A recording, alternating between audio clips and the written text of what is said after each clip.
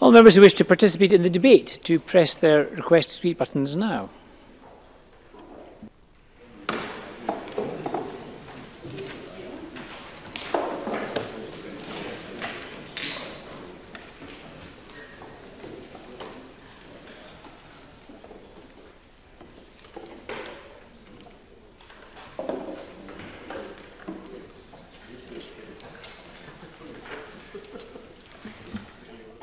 I would say to members, we have no extra time in this debate, no spare time, so I would ask you all to adhere to timing guidelines, please. And I call on Ivan McKee to speak to and move the motion for up to 12 minutes. 12. Thank you, Presiding Officer. Scotland is a trading nation. For centuries, our businesses have travelled the globe to find and develop new markets. This Scottish Government understands the importance of trade to the success of our economy. That's why we take Scotland's role in trade negotiations seriously. I spend a large proportion of my time travelling the country, listening to businesses and business organisations, working with them to support their efforts to increase exports. And I hear their concerns about Brexit on a daily basis. Businesses unable to plan due to uncertainty and potential disruption, the threat to livelihoods and jobs, the impact of tariff and non-tariff barriers on trade and on businesses' ability to attract workers with the right skills, the risk to inward investment and no guarantees to prevent vital protections for some of Scotland's most iconic products being bargained away by a UK government desperate to do a deal. These concerns are reflected in the recent FSB poll of small businesses, which found that business confidence is decreasing as the threat of a no-deal Brexit grows. These concerns should be at the forefront of UK government thinking in their exit planning. Instead, we hear UK ministers accusing businesses of using Brexit as an excuse. By contrast, this Scottish Government takes business seriously. That is why we need to address their fears by ensuring that Scotland has a voice in our future trading environment. The publication of our recent paper on Scotland's role in the development of future UK trade arrangements forms an important part of the Scottish Government's preparation for exit from the EU. It clearly makes the case that we need to ensure Scotland's economic and social interests are protected and promoted, that the voice of Scotland's consumers, businesses and wider society are heard, and that the Scottish Parliament, Scottish Government and others must have a guaranteed role in formulating and agreeing future trade deals. As members know, the Scottish Government continues to believe that the best option for the future well-being of Scotland, and indeed of the UK as a whole, is to remain in the EU. That position is consistent with the will of the people of Scotland, who voted overwhelmingly to remain, and they did so for powerful social and economic reasons. The benefits of EU membership to Scotland are crystal clear. The EU is the single largest market for Scotland's international exports. 6 of Scotland's top 10 export destinations are in the EU. A further 2 have trade agreements with the EU. Rather than choose to put our faith in new, unquantified trade deals which have yet to be negotiated, we recognise the value of current trading relationships. That is why we will continue to take every opportunity to put forward a robust case for remaining in the EU, the single market and the customs union. The UK Government's approach is chaotic and it is irresponsible. Its proposals now exposed as unworkable, unacceptable and heading towards a no-deal Brexit. Analysis after analysis, including that by the UK Government itself, shows that continued membership of the European Single Market and Customs Union would be the least damaging option for a UK outside of the EU. Such membership would help to promote businesses, communities and individuals from communities and individuals from some of the inevitable damage Brexit will deliver. Even the most optimistic estimates of potential gains from new markets could not fully mitigate that damage. Yet remaining in the single market and customs union is an option the UK Government still refuses to consider.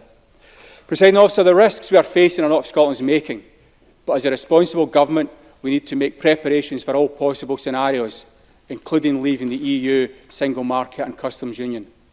Mike Russell set out the Scottish Government's coherent, consistent and collaborative approach to preparing for those scenarios in his recent statement to Parliament. Preparations ranging from ensuring a working statute book after exit to the practicalities of maintaining access to essential medicines and ensuring we have the right staff in place to meet the challenges Brexit will bring. Scotland's exporters are among our most productive and innovative businesses. Scotland's Trade and Investment Strategy, Global Scotland, sets out the key actions and commitments we and our partners are taking to boost export performance and attract inward investment. The measures we have already taken to improve our trade performance are working, with Scotland's exports growing faster than those from the rest of the UK. We have established a trade board, appointed trade envoys to champion export opportunities at home and overseas. We have expanded our global network of offices, doubled our SDI presence in Europe and funded the establishment of local export partnerships across Scotland, working with the local chambers of commerce. Additional support has been delivered through our enterprise and skills agencies to help business prepare for the future, with a programme including help to create a Brexit-focused action plan, project support, online learning and skills workshops. Our £20 million programme for government commitment to support Scotland's export drive, helping the next wave of export-ready businesses. This will include peer-to-peer export mentor programme being rolled out in connection with the CBI. And the ongoing work to develop our export plan, a trading nation, rigorously data-driven, taking input from business organisations, industry bodies, trade unions and others to pinpoint where we should focus resources to maximise Scotland's export growth potential. Indeed. Murdo Fraser. I'm grateful to the Minister for giving way. He's more than 5 minutes into his speech, and we've yet to hear very much about the subject of this debate, which is future trade arrangements being negotiated by the UK. So can he tell us, is it the position of the Scottish Government that it believes that devolved administrations should have a right of veto over future trade policy? Ivan McKee. Mr Fraser would know if he'd read the motion that the first part of the motion talks about the importance of trade to Scotland's businesses, and that's exactly what I've been talking about for the first part of my contribution. And if he listens to the rest of the speech, he will get the answer to his question. But the short answer is no, but he will hear the answer as he listens to the rest of my contribution. Presiding Officer, Brexit may not be our choice, but we are working with business to give them the tools to best meet the challenge it creates. And we are focused on the decision-making processes that should underpin how future trade deals are made. Deals that have profound consequences for our businesses and citizens. That is the purpose of our recently published paper, Scotland's Role in the Development of Future UK Trade Arrangements. Outside of the EU, the UK will become a third country. As such, it will become responsible for negotiating its own international trade deals with the EU and with others. The UK will lose the EU's substantial negotiating power, scrutiny and expertise. But within the UK, the arrangements currently in place for the development of trade deals are already inadequate, out of date and in need of an urgent and radical overhaul. In affording so minimal a role to the UK Parliament, to devolved institutions and to business and civic interests, existing arrangement has failed to keep pace with constitutional developments within the UK. That should be changed now. Even if the UK remains in the EU and Customs Union, the UK Parliament, devolved institutions and others must have a proper voice in the agreement of future trade deals. Current arrangements have also failed to keep pace with global developments, including in the nature of trade deals themselves. Earlier trade deals focused on tariffs and quotas. Now they have a much broader scope, potentially affecting a wide range of devolved interests. Their effects are felt across all sectors of society by our businesses and citizens. Democratic scrutiny of these arrangements and the enduring impact they have must be increased and improved to reflect that. Indeed. Patrick Harvey. I'm grateful to the Minister giving way, and perhaps by way of balancing the intervention from Murdo Fraser earlier, now that the Minister is talking about the potential impact on devolved areas of future trade agreements, isn't it clear that this Parliament and other devolved jurisdictions within these islands should have the ultimate say on whether those trade agreements do impact and curtail or constrain devolved competencies? Ivan McKee. Yes, indeed. And Mr Harvey makes a very strong point and is absolutely correct. That need for change, of course, becomes considerably more urgent and necessary if the UK leaves the EU single market and customs union. Scotland, as we know, often has very different trade priorities from other parts of the UK. Different sectors are important to Scotland's economy. Only one of Scotland's top 5 EU export sectors appears in the equivalent UK list. Scotland's key sectors need to be protected in the inevitable horse trading that forms a part of any trade negotiations. Scotland has specific protected geographical indications crucial to our export performance. When UK Government ministers are unable, even at this early stage, to commit themselves to ensuring that protection remains in place in future deals, Scotland's businesses have a right to be concerned. How we trade tells us a lot about who we are as a society and the values we have, and our approach to protecting our environment, our public services, our workers' rights, Scotland's Parliament and Government have consistently shown a different set of priorities, reflecting wider Scottish public opinion. It would clearly be unacceptable, for example, for a UK Government to impose trade deals that opened up Scotland's NHS to private competition or opened up our markets to chlorine-washed chicken or hormone-injected beef.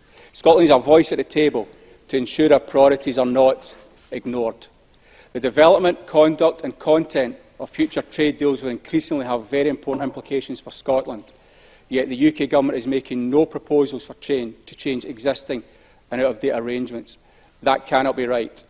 So far, the UK Government's record on this is not a good one. Its approach to the EU Withdrawal Act, the Trade Bill and the imposition of common frameworks have all demonstrated their willingness to curtail devolved powers. The UK Government has talked a good game about giving the devolved institutions their proper place and about devising trade deals that work for the whole of the UK, but the reality is somewhat different. When put to the test, they struggle to treat Scotland and other devolved nations as anything more than narrow sectoral interests. At best, we are merely offered the chance to comment on already well-developed proposals. Decision-making processes must recognise, respect and protect the economic and social interests of all four nations of the UK. To ensure that Scotland's voice is heard and respected, and to protect and promote the interests and ambitions of our businesses and citizens, the Scottish Government and Scottish Parliament must have a guaranteed role in all stages of the formulation, negotiation, agreement and implementation of future trade deals. Indeed. Dean Lockhart. Can the Minister confirm that still the Scottish Government's policy to have a differentiated approach to Europe, which would hand back all trade powers to Brussels? Ivan McKee. Yes, of course it's our objective to have a different policy from that of the rest of the UK with regard to Europe, but that does not mean that what the member said would fall into place. Absolutely not. Our paper sets out in great detail what that involvement might look like. It also, and this is crucial, proposes the establishment and statute of a new intergovernmental committee to consider and agree a range of trade issues. That approach would be in everyone's interest. Domestically, it will ensure that negotiations are conducted based on a full understanding of the issues. And wider afield, it will provide reassurance to the UK's current and future negotiating partners that there is a consensus across the UK for potentially difficult and lengthy trade negotiations, and that once agreements are stuck, they will endure. Scotland wants to be a constructive part to the other nations of the UK and a fair trading partner to countries around the world. The benefits of a more inclusive approach to the development of trading arrangements are widely recognised and welcomed internationally. The EU demonstrates the value it places on such an approach by ensuring that representatives from the Canadian provinces were fully involved in the CETA negotiations. But while we can learn much from those examples, the circumstances facing the UK are unique, and so must the response. I want to finish today by emphasising that our paper on Scotland's role in the development of future trade arrangements seeks to open a discussion, recognising that others, including this Parliament, must have their say. I look forward to a wide-ranging and constructive debate this afternoon as the next stage in that discussion. Presiding Officer, I move the motion in my name. I now call Adam Tompkins to speak to and move Amendment 14059.2. Up to 7 minutes, please. Thank you, Presiding Officer. As members will know, I didn't vote for Brexit, but I did think about it. And while I did not agree with everything, and I still don't agree with everything that the Brexiteers said in the referendum campaign, they did have some powerful arguments on their side. To reduce the influence in the UK's legal systems of the European Court of Justice is one of the welcome opportunities that Brexit should deliver. Another is to allow us to take back control, as the slogan has it, of our international trading links. Britain is, and always has been, a trading nation. Our economic prosperity as a nation is rooted in trade, in the modern economy, in services, as well as in goods. The UK has a long and proud history, not only as a trading nation, but as a global champion of free trade. Why? Not only because it benefits the UK economy, but because it delivers benefits for businesses, for workers, and for consumers alike. Trade is a key driver of growth and prosperity.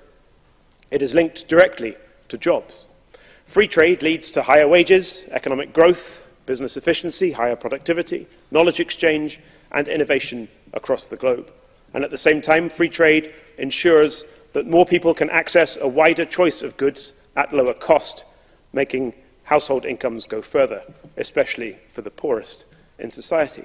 To take back control of all of this is perhaps the greatest opportunity that Brexit now affords. And I make these introductory, indeed elementary points, Presiding Officer, because they need making.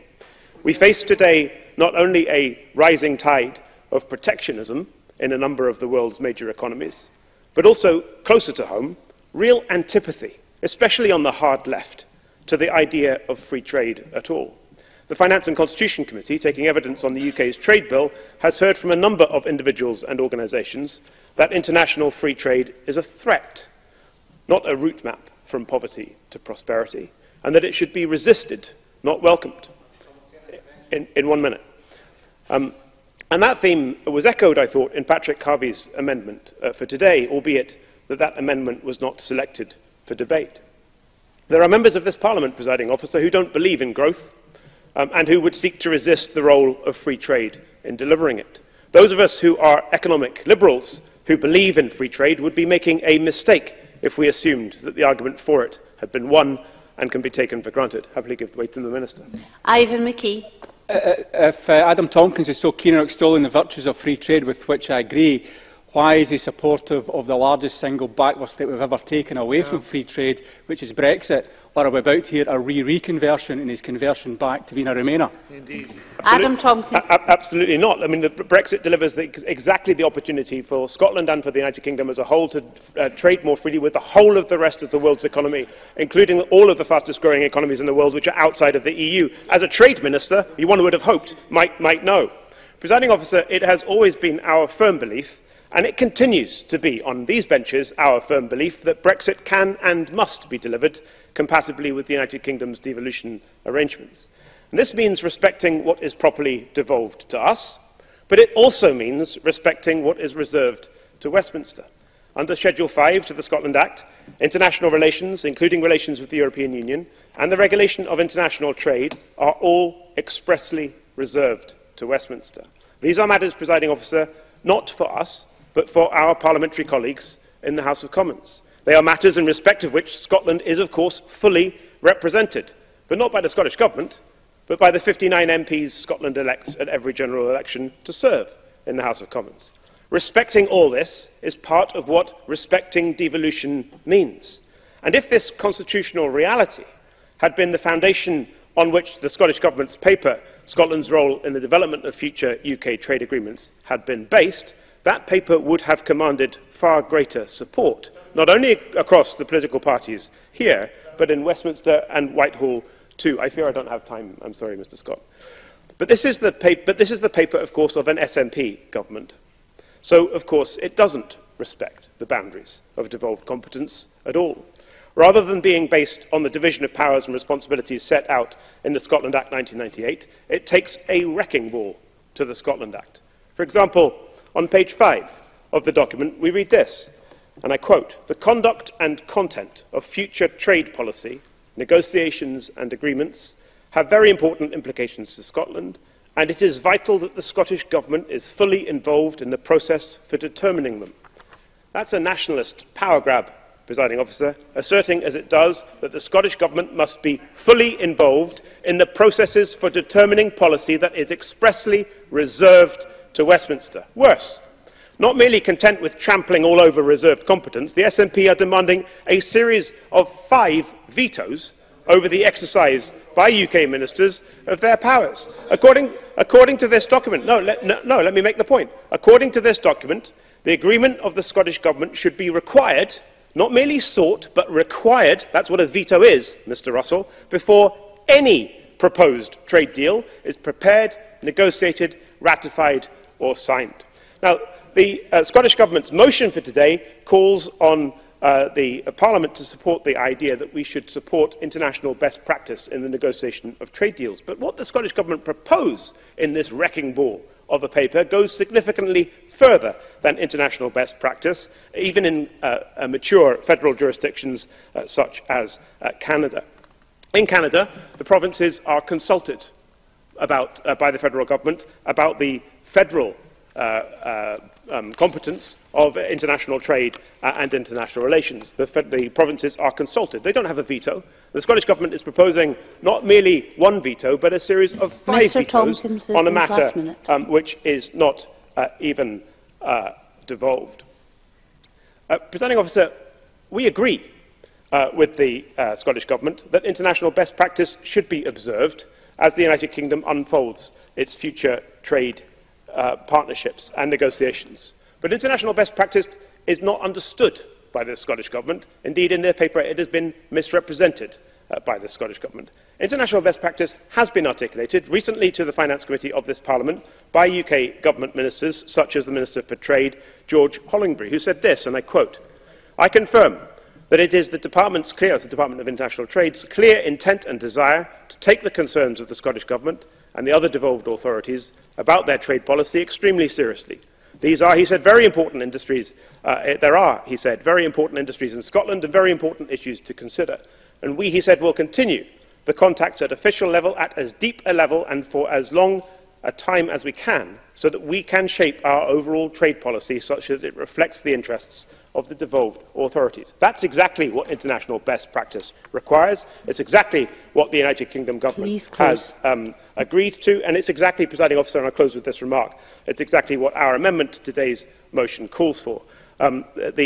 International trade will require effective and extensive collaborative working between all parliaments and assemblies and governments in the United Kingdom. The UK Government's already signed up to that. It would be nice if the Scottish Government could as well. I move the amendment in my name.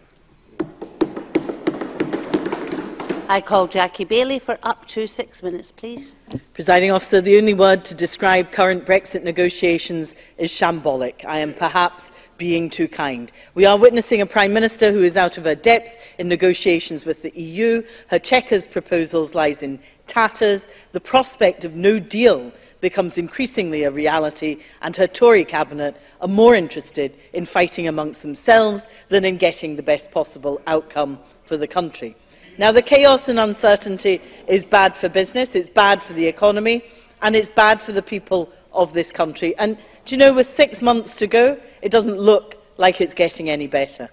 That chaos and uncertainty has manifested itself in the latest business confidence figures published by the FSB and referred to by the Minister. Excuse me, Ms Bailey, would you please stop muttering, Mr Fraser? You may get a chance to speak yourself later on. Ms Bailey. I suspect his muttering is better than his speech. Presiding Officer, in the third quarter of 2018, business confidence has fallen in Scotland and in the UK. In Scotland, it's down from plus 5.1 to minus 13.2. Most, if not all of it, down to Brexit itself. And when people hear the government are planning to stockpile medicines and foodstuffs, they begin to understand the severity of the consequences. Of course, none of those consequences were ever spelled out as slogans on the side of a bus.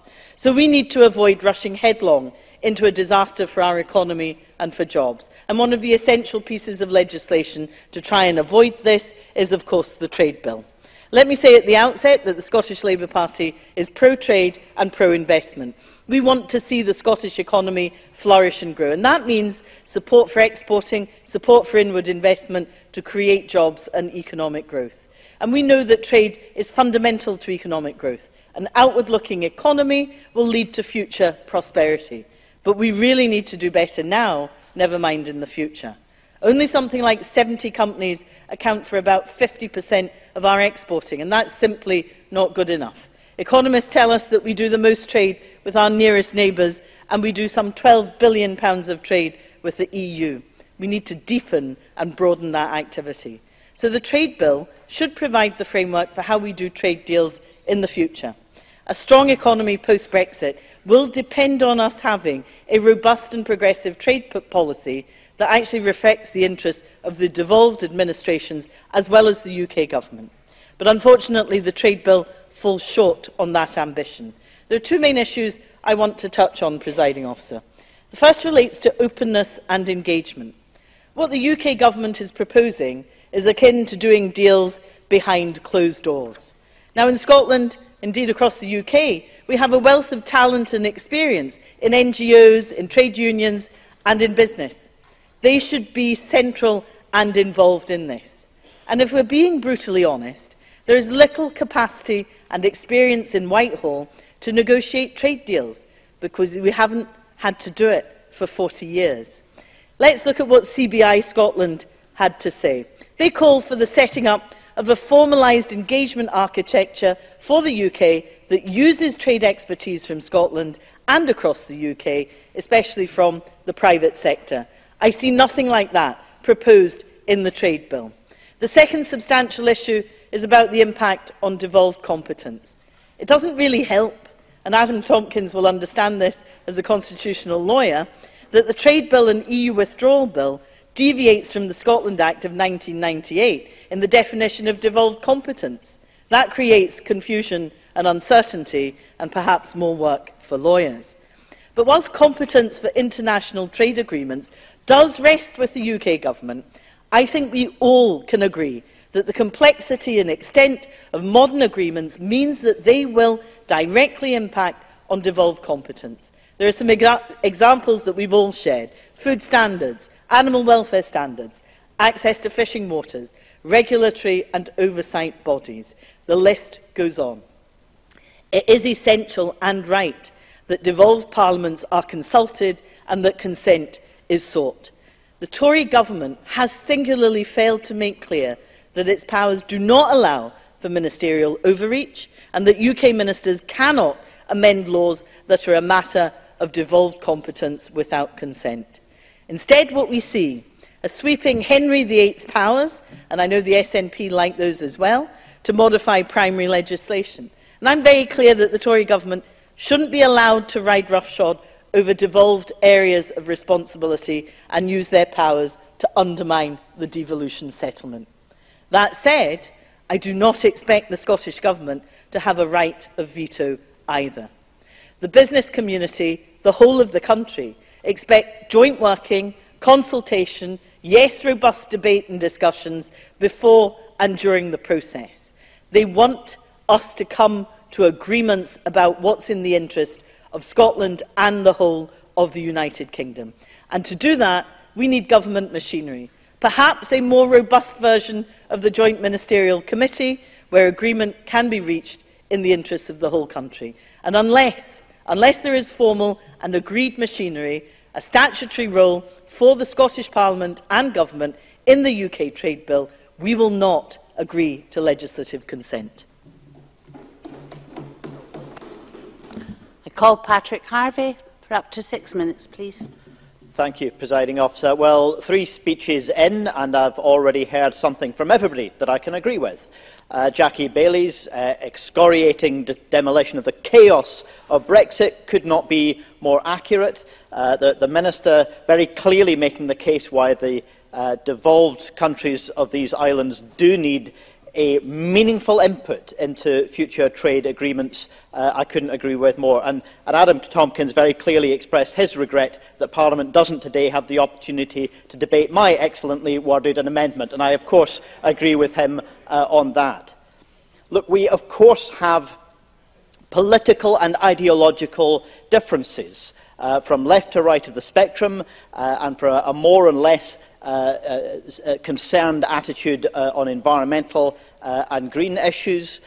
There are differences in the consequent trade policies that we would like to pursue. There are those who have a free trade mantra, who assume that free trade is always a good thing in every aspect.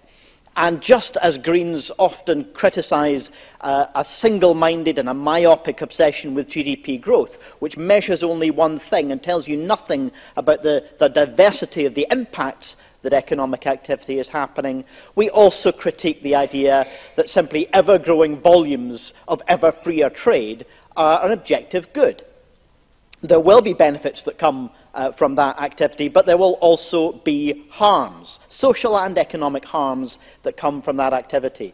And so we would like a trade policy which recognises our responsibility is not merely to achieve short-term economic benefit for our own citizens or for a fair share of those benefits within the different countries of these islands, but we would like a trade policy which recognises a mutual interest of the people around the world and the need to live within the limits that our ecosystem lays down for us. That might mean increasing the value of trade rather than the volume of trade. It might mean trading different things than we've traded in the past. It certainly means recognising the importance of trade justice, rather than merely the opportunity of those pursuing trade opportunities to benefit their own businesses.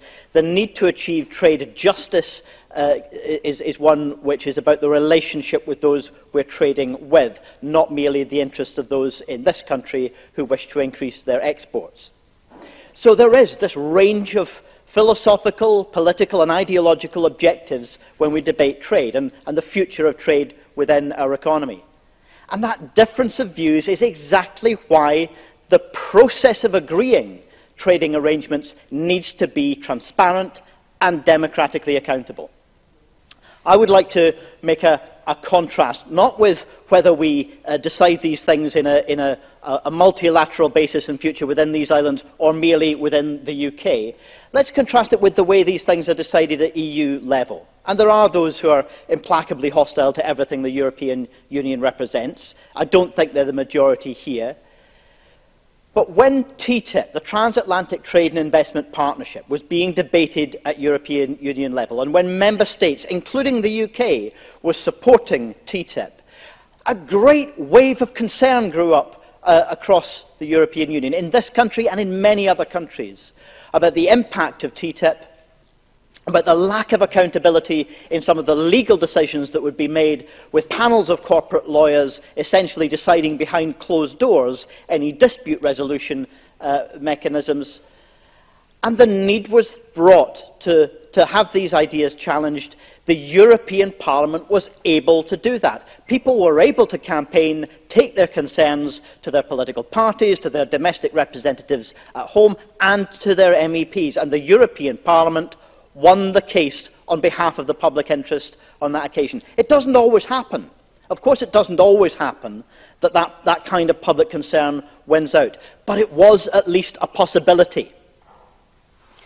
The UK government's initial proposals for the trade bill had an absolute absence of those kind of democratic accountability mechanisms in their proposals. And they have changed little. They have certainly not changed enough.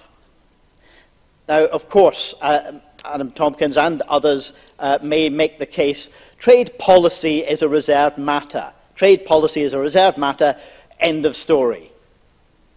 That is not the end of the story. The making of trade agreements may well be a reserved matter, but the content of them steps very heavily onto devolved areas of responsibility. And that's why we have a need, as I think Jackie Baillie ended by saying, not only ensuring that there is dialogue between governments, but formalising the mechanism so that parliaments as well are able to hold the decisions governments, plural, make on these matters. And that has to mean not just the Westminster Parliament, but all parliaments and assemblies throughout these islands.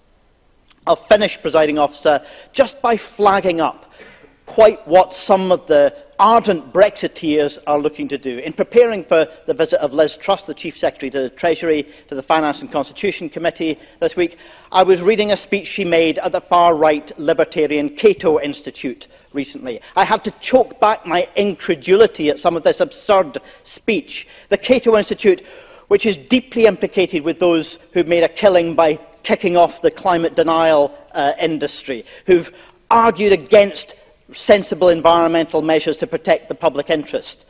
The kind of free market ideologues who genuinely want a ripping up of regulations. And Liz Truss's speech on this, complaining about a thicket of regulations to protect people, is absolutely dire warning of what some of these people wish to do if we do not have an accountable and democratic means of achieving debate on trade policy in future.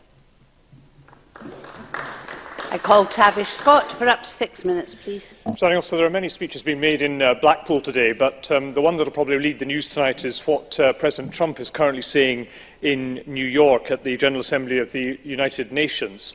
My concern about a debate on trade here in Scotland, but in a broader sense, is that we are facing once more another binary choice that we face in so many parts of public policy at the moment, between economic nationalism on one hand and free trade on the other. I don't suspect there will be much succour for Patrick Harvey or anyone else from Trump in New York this afternoon. It's trade his way or the highway, to coin a phrase that seemed to have been emanating from Salzburg last week. I also wonder if this debate isn't a little academic for most businesses out there in the real world actually trying to make a living at the moment. I've, because of oil and gas and one or two other sectors, been very close to a lot of businesses in the last week, and I keep asking them what they expect of government, wherever that government may be, around trade policy and around the imminent arrival of something on Brexit. I take Jackie Bailey's point on what we may face. And what they ask for is some clarity. And if they can't have clarity, they'd at least like to know their governments are planning on their behalf for whatever the eventualities may be. Now, I've dug through some of these EU exit notes from the UK government. Interestingly, there's no one on fisheries, despite that being an important industry to many parts of Scotland. But what there is one on is on trade, and particularly on freight. And what the Freight Transport Association said on the Today programme this morning was that British truck drivers, if there is a no-deal Brexit, will no longer have automatic access to European countries. That will affect between 95 and 97% of the trucks that currently leave all parts of the UK cross the border into Europe. And there is no certainty on bilateral agreements. So if you're exporting fish from Lerwick or from Mike Russell's constituency on the west coast of Scotland, if you're one of those businesses, you have not a Scooby-Doo as to what will happen next March. And the vision of the M25, the whole of Kent, becoming a lorry park looks more and more serious. So I would ask our government here in Scotland to spend some considerable time planning what the Scottish response would be to those eventualities. It's all very well producing policy papers on a trade bill. We'll come on to that. I want to come on to that in a minute. But the hard reality for export businesses that the Minister mentioned in his opening remarks is what the devil is going to happen under the different scenarios that this country now faces. And that is where I think government attention should be concentrating on.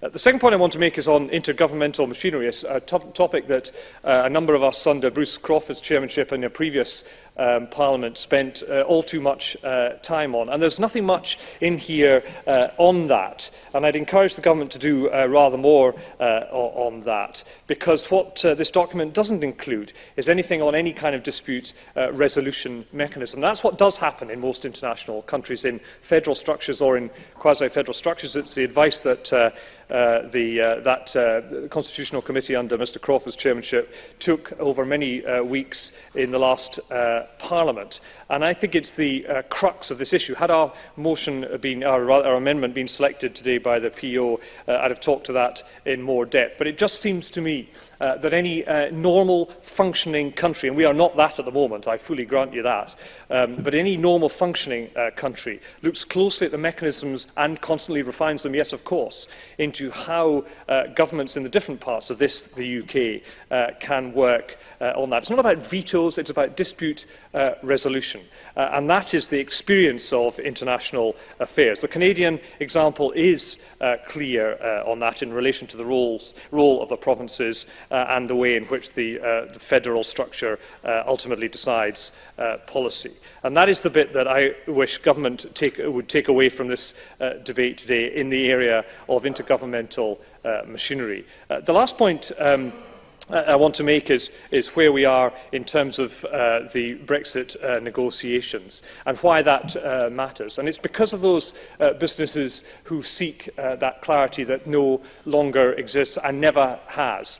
No matter how long this goes on, and no matter what happens as to whether and what the meaningful vote is in the House of Commons later this year, the job of government here in Scotland, in the context of this trade policy, is to make sure that Scottish business has as much clarity as it has, which certainly doesn't exist at this time. That concludes the opening speeches, and we now move to the open debate. Contributions of 6 minutes, please. We're very pushed for time. I give due warning that I may have to cut time off later speakers. I call Bruce Crawford to be followed by Murdo Fraser. Thank you, Presiding Officer. In just 6 short months, against our will, Scotland will in all likelihood be leaving the European Union. My own constituency of Stirling voted by over 2/3 to remain in the European Union. People right across my constituency face being greatly affected by the economic uncertainty and hardship that anything but full access to the single market and customs union will bring. As we all know, analysis by both the Scottish Government and the UK governments agree, and that in itself is unusual, that in any circumstances exiting the EU will have a negative impact on Scotland's economy. In the face of this evidence and the rhetoric from the Prime Minister, is any wonder that the notion of a no-deal exit from the EU is causing huge concern. The current political impasse could easily lead us to feel deeply pessimistic about Scotland's future relationship with the rest of the world. And I concede to having moments of great despondency over the future we face, not for myself, but for my children and my grandchildren. How do I go about explaining to my grandchildren, when they're old enough to comprehend, why the UK chose to turn its back on an organisation brought into being to avoid future conflict and war in Europe? Now, there are a few of these moments of despondency during the Finance and Constitution Committee visit to Brussels last week, but I want to move on from that shortly. Particularly so when some Bavarian elected members we met were also deeply concerned and equally emotional about the prospects of the UK leaving the EU. It was a timely reminder for me that there are many millions of people across the European Union who will feel a deep sense of loss if the UK departs, just as keenly as many of us will. But it was also during this same visit I came to realise that it's time for me to face up to the potential reality of leaving the EU, and to do all I can to help ensure that Scotland has a positive and constructive voice in helping shape future trade deals. I think we all need to begin to work as constructively as we can. We need to have a different dialogue to build trust and create a framework within these islands on how we will deal positively with matters of trade in future. And it's in this light I would sincerely ask opposition members to view the contribution of the Scottish Government's discussion paper published over the summer on Scotland's role in future trading arrangements. The paper describes 4 models that enable sub-states to have a role in the development, negotiation and ratification of trading treaties, including international trade deals. Rightly, the Scottish Government has indicated, though, no preference for one model, giving all parties an opportunity who have an interest in this debate to discuss what is right for Scotland. Whatever your view is, it's time to begin a real debate on how Scotland can be best involved in giving us the tools to make better decisions for the Scottish economy. For my part, I learned a huge amount from the representatives of Germany, Switzerland, Norway and Canada during the committee's visit to Brussels about how to create more positive and sustainable working relationships. And I'm sure my colleagues who took part in the visit would testify to the same positive experience. Interestingly, in Canada, yes, the states are involved, the provinces are involved in international trade negotiations, but they've got an opt-in process in Canada for the provinces there, which is a different prospect to any imposition. The most significant lesson for me, though, was a common theme across all countries, was the sheer level of deep engagement of sub-states and regions in the development of a state government's position. It's clear that early and continual engagement and participation in the development of a state's position was a prerequisite to avoiding conflict and the need for the dispute resolution mechanisms that Tavish Scott rightly touched upon. Yes, that inevitably means investing more time in discussion and exploring the areas for potential consensus. But consensus and an agreed way forward was the normal outcome, avoiding the need to be involved in time-consuming and costly dispute mechanisms or indeed court proceedings.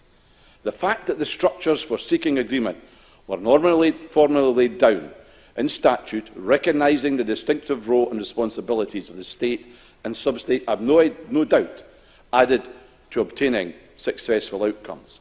But the imposition of the state's position on sub-states was glaringly missing from these arrangements. Such was the confidence and trust created through regular meetings and discussion that in some cases The sub-states were involved in the actual negotiations themselves, either leading or taking part as observers. Now, obviously, I passionately believe in Scotland being responsible for our own decisions as an independent country. Others will see devolution needing to be enhanced, giving Scotland a much greater role in trade arrangements, while some will be content to accept the simple status quo. But whatever the shape of Scotland's future constitutional arrangements are, we need to press the reset button on our relationship with the rest of the UK. And we can begin that journey today by agreeing it's time to engage in a positive debate about building a new landscape for future relations, to enable mutual respect and trust to be built, because that will be absolutely crucial for the future. We owe it to future generations, my grandchildren and everybody else's grandchildren, to at least try. Thank you, Presiding Officer. I call Murdo Fraser to be followed by Joan McAlpine. Thank you, Deputy Presiding Officer. The starting point for this debate on trade is that we are in new territory as far as the negotiation of future trade deals is concerned. For more than 40 years as a member of the EU, we have had no capacity to negotiate separate trade deals as the UK. As we leave the EU, that new possibility comes into place. And it gives far greater opportunity for Scotland, for the people of Scotland, for this Parliament, to be involved in the negotiation process than was ever the case whilst we were members of the EU. The UK Government plans all future trade deals to go through extensive public consultation, including with the devolved administrations, before then needing approval from Parliament to be ratified. And in case there is any doubt about this, this means that the Scottish Parliament and the Scottish Government will have a say in the approach to negotiations throughout the consultation period and throughout the entire negotiation process. But in saying that, it is important to stress that there are few distinct interests for Scotland as opposed to the rest of the UK in trade policy. So the interests of Scottish farmers in relation to international trade will be very similar to the interests of farmers in East Anglia. The interests of Scottish manufacturers will be the same as the manufacturers in other parts of the UK, like the Midlands. And the interests, I will in a second, and the interests of exporters, whether of food and drink or anything else in Scotland, will be very similar to the interests of exporters in Wales or Northern Ireland. I'll give way to Mr Mason. John Mason. I thank Mr Fraser for giving way. Would you accept that while the interest within a sector might be quite similar, the size of sectors is quite different, and a sector that's very important in Scotland is not so important in England? Murdo Fraser. I'm not sure size matters, Mr Mason. I think what's more important is the fact that you have a government that is aware of the importance of trade and is aware that there are sectoral interests reflected across the whole United Kingdom, regardless of size, which do have to have their interests protected. And I think that's exactly the approach the UK government is going to take. And it's also worth making the point that we have a closely aligned economy in Scotland with the rest of the UK, and that the UK's domestic market accounts for 61% of Scottish exports. And nothing should be done that disrupts that internal marketplace. Now, different countries approach negotiations to trade in different ways, according to their constitutional arrangements. Bruce Crawford has just mentioned last week's visit to Brussels with the Finance and Constitution Committee. Members who met the Norway representatives heard that negotiation of trade is a matter for the Norwegian government as part of EFTA. And there is no direct regional input into that process, but the Norwegian Parliament has a vote on whether to ratify any trade agreement. We also heard from the German Länder that whilst they have a consultative role in trade policy, ultimately this is a federal matter, and it is a federal government in Germany that takes the final decisions. And as Adam Tompkins has said, well, no, I need to make some progress, forgive me, Mr Crawford. In terms of our devolution settlement in the UK, it is quite clear this is a reserved matter. But that does not mean there should not be consultation with the devolved administrations. As the Minister of State for Trade Policy, George Hollingbury, said when he came to the Finance and Constitution Committee on the 5th of September, the UK Government is committed to engaging with the Scottish Government, and it will listen to what both it and the other devolved authorities have to say about trade policy extremely seriously. His stated aim was, and I quote, so that we can shape our overall trade policy such that it reflects the interests of the devolved authorities. Now, there are, of course, two ways in which the Scottish interest in future trade policy can be represented. Firstly, we have Scottish members of Parliament in Westminster fully engaged in the process. They have a direct route into the UK Government, and ultimately it will be the Westminster Parliament that has to ratify any trade deal that is agreed. And secondly, as we've heard, there will be consultation with this Parliament and the Scottish Government in relation to trade policy.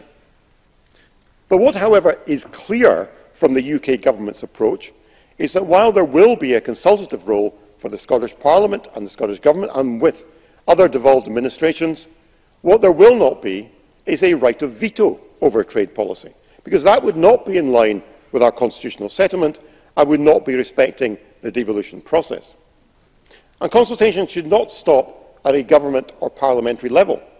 We have to consider the interests of business, particularly those of exporters who want to see frictionless trade across the world. There is also the consumer interest, and there has been extensive engagement from Civic Scotland around the trade bill process. Now, we should be wary of some of the scare stories we have heard about international trade agreements. It is not the case, for example, that future trade arrangements are going to see us force-feeding our children chlorinated chicken or selling off the NHS to the highest bidder amongst US corporate interests. Indeed, George Hollingbury was very specific on both these points when I put them to him at his recent visit to the Finance and Constitution Committee. UK trade policy is not going to allow either of these things to happen. And I think the Minister would be taken more seriously on these issues, frankly, if he stopped the scaremongering and started looking at the opportunities from future trade rather than scaring people, as he has been doing. Mr Fraser's closing. Thank you, Deputy Presiding Officer. Presiding Officer, the negotiation of international trade is a great opportunity for both the UK and Scottish economies. Giving evidence to the House of Commons Scottish Affairs Committee on the 10th of September, James Withers, Chief Executive of Scotland Food and Drink, said trade outside the EU is a game-changing opportunity for international exports. Similar views have been expressed by the Scotch Whisky Association and a whole range of other sectoral interests. These are the views and the approaches we should be championing here in this Parliament and seeing international trade as a real benefit to be promoted. Thank you. Call Joan McAlpine to be followed by Pauline McNeill. Thank you, Presiding Officer. It's now more than 18 months since the Culture, Tourism, Europe and External Affairs Committee of this Parliament published a report on determining Scotland's future relationship with the European Union. What strikes me listening to the contributions today is how little progress has been made since our report warned about Scotland's vulnerability in post-Brexit trade policy. The committee explored future trading relationships as part of this inquiry, taking into consideration written evidence from more than 150 different organisations and individuals, as well as oral evidence from key stakeholders and expert witnesses. The committee recognised at a very early stage the need for Scotland to be involved in negotiating trade deals after the UK has left the EU. The report reached this unanimous conclusion, and I quote, "We recommend that a means is found to involve the Scottish Government in bilateral and quadrilateral discussions on future trade deals," and it goes on to suggest a joint ministerial committee on international trade, although since then it has become clear that the current JMC set-up has not respected the devolved administrations, and that to be effective, an intergovernmental committee on trade must treat as an equal partner within the UK. The committee spent time examining the Canadian approach, where every single province sat round the table to negotiate the CETA agreement with the EU. And we heard from Christos Syros, the Agent General of the Quebec Government's office in London, who told us that even before the negotiations with the EU on CETA, there has been an ongoing permanent mechanism called C-Commerce, Canada Commerce, that brings together officials from the various provinces on the issues that are being negotiated by Canada. And we also studied the situation in Belgium, where regional parliaments conclude international treaties in relation to their exclusive devolved competences. Flanders is partner to more than 600 treaties and agreements. The UK Government takes the opposite approach, a centralised approach. And earlier this year, the British Chambers of Commerce, the CBI, the Federation of Small Businesses and the Institute for Export and International Trade called for the involvement of the devolved administrations and legislatures throughout the Brexit process, including their full involvement in the process of mandate preparation, oversight and, critically, approval of trade deals. That view is shared by the 27 organisations who make up the Trade Justice Scotland Coalition, and in a briefing for today's debate, they say that as it stands, the UK Trade Bill contains nothing that would give the Scottish Government or the Scottish Parliament the right to scrutinise or amend trade deals. In other words, Scotland will have no role in the ratification of these deals as things stand. The UK Government has argued that there is no need. It insists that the preferential trading agreements the EU has negotiated with 60 third-party countries will remain after Brexit. That position is either extremely naive, arrogant or deeply mendacious. Expert trade witnesses who appeared before the Europe Committee all that time ago told us that the rollover of existing trading relationships was by no means certain. Dr Matthias Margulis of the University of Stirling, for example, emphasised that what we are talking about in the short to medium term is a renegotiation of the market access that the UK currently enjoys, not additional trade deals. He thought that the process would take years, if not decades, just for the UK to achieve the market access that it currently enjoys. Well, Presiding Officer, 2 years on from those evidence sessions, our expert trade witnesses have been proven correct. Earlier this month, in response to a Freedom of Information request, the UK Government confirmed that even at this late stage, it has no clear agreement to roll over any deals that third countries currently enjoy with the EU, and crucially, no set date for asking these countries whether they're willing to do so. We face a complete chaos, even if a bad deal is clobbered together at the last minute.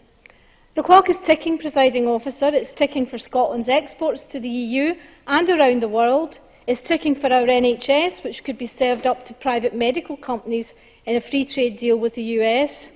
You don't know what you've got till it's gone, Presiding Officer, and as others have pointed out, the European Parliament does offer some protection against the most exploitative of trade deals.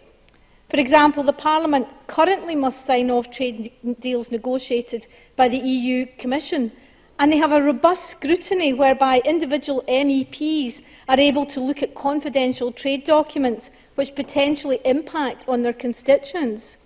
During the TTIP negotiations with the USA, 14 separate committees of the European Parliament scrutinised in detail the proposed deal, and as a result of this forensic scrutiny, TTIP was shelved. Who will perform that forensic scrutiny after Brexit? Without the protection of Europe and the European Parliament in particular, who can we trust? Well, the Scottish Social Attitudes Survey published this year found that 61% of people in Scotland trust the Scottish Government to work in Scotland's best interest, compared to 20% for the UK Government.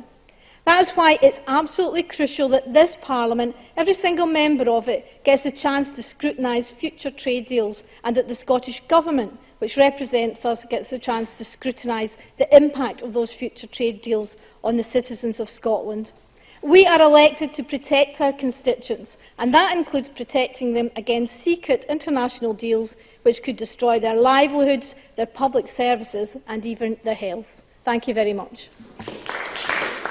Pauline McNeill, to be followed by Stuart McMillan.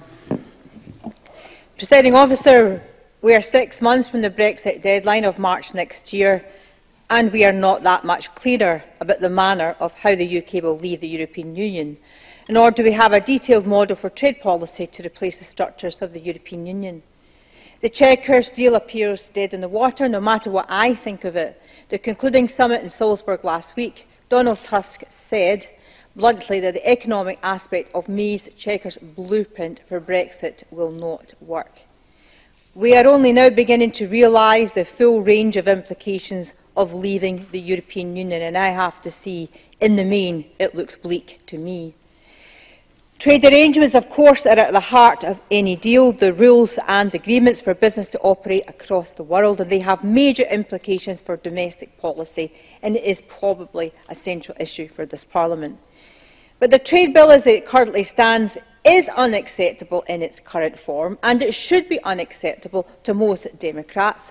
The extensive use of ministerial power without justification, leaves it an undemocratic piece of legislation, and it is certainly not transparent, subject only to minimal scrutiny.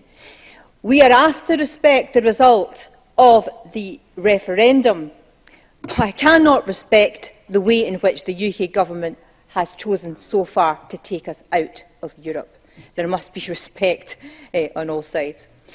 But the Brexit plan must give clarity and transparency to businesses, but it must also be transparent to elected members who are expected to scrutinise it on behalf of the general public who we represent. This bill is set to replace all the EU's existing trade agreements. So I believe there must be dialogue with all the devolved administrations. It is a new trade policy arrangement and it will impact on all of the parliaments. I believe, in fact, it would be against the interests of a United Kingdom, which I believe in, not to properly involve and include the nations and regions and assembly across this United Kingdom. For that reason, I want to address the Tory motion, which I think is way off the mark. It asks for this Parliament to respect trade and international issues are reserved. But yet the UK Government did not respect the previous debate we had about the withdrawal bill and the right for this Parliament to have sovereignty over its devolved powers. There is nothing in the motion which says that the Scottish Parliament should have a say even in what should be distinctly Scottish interests. I thought we might even agree on, but it concerns me deeply.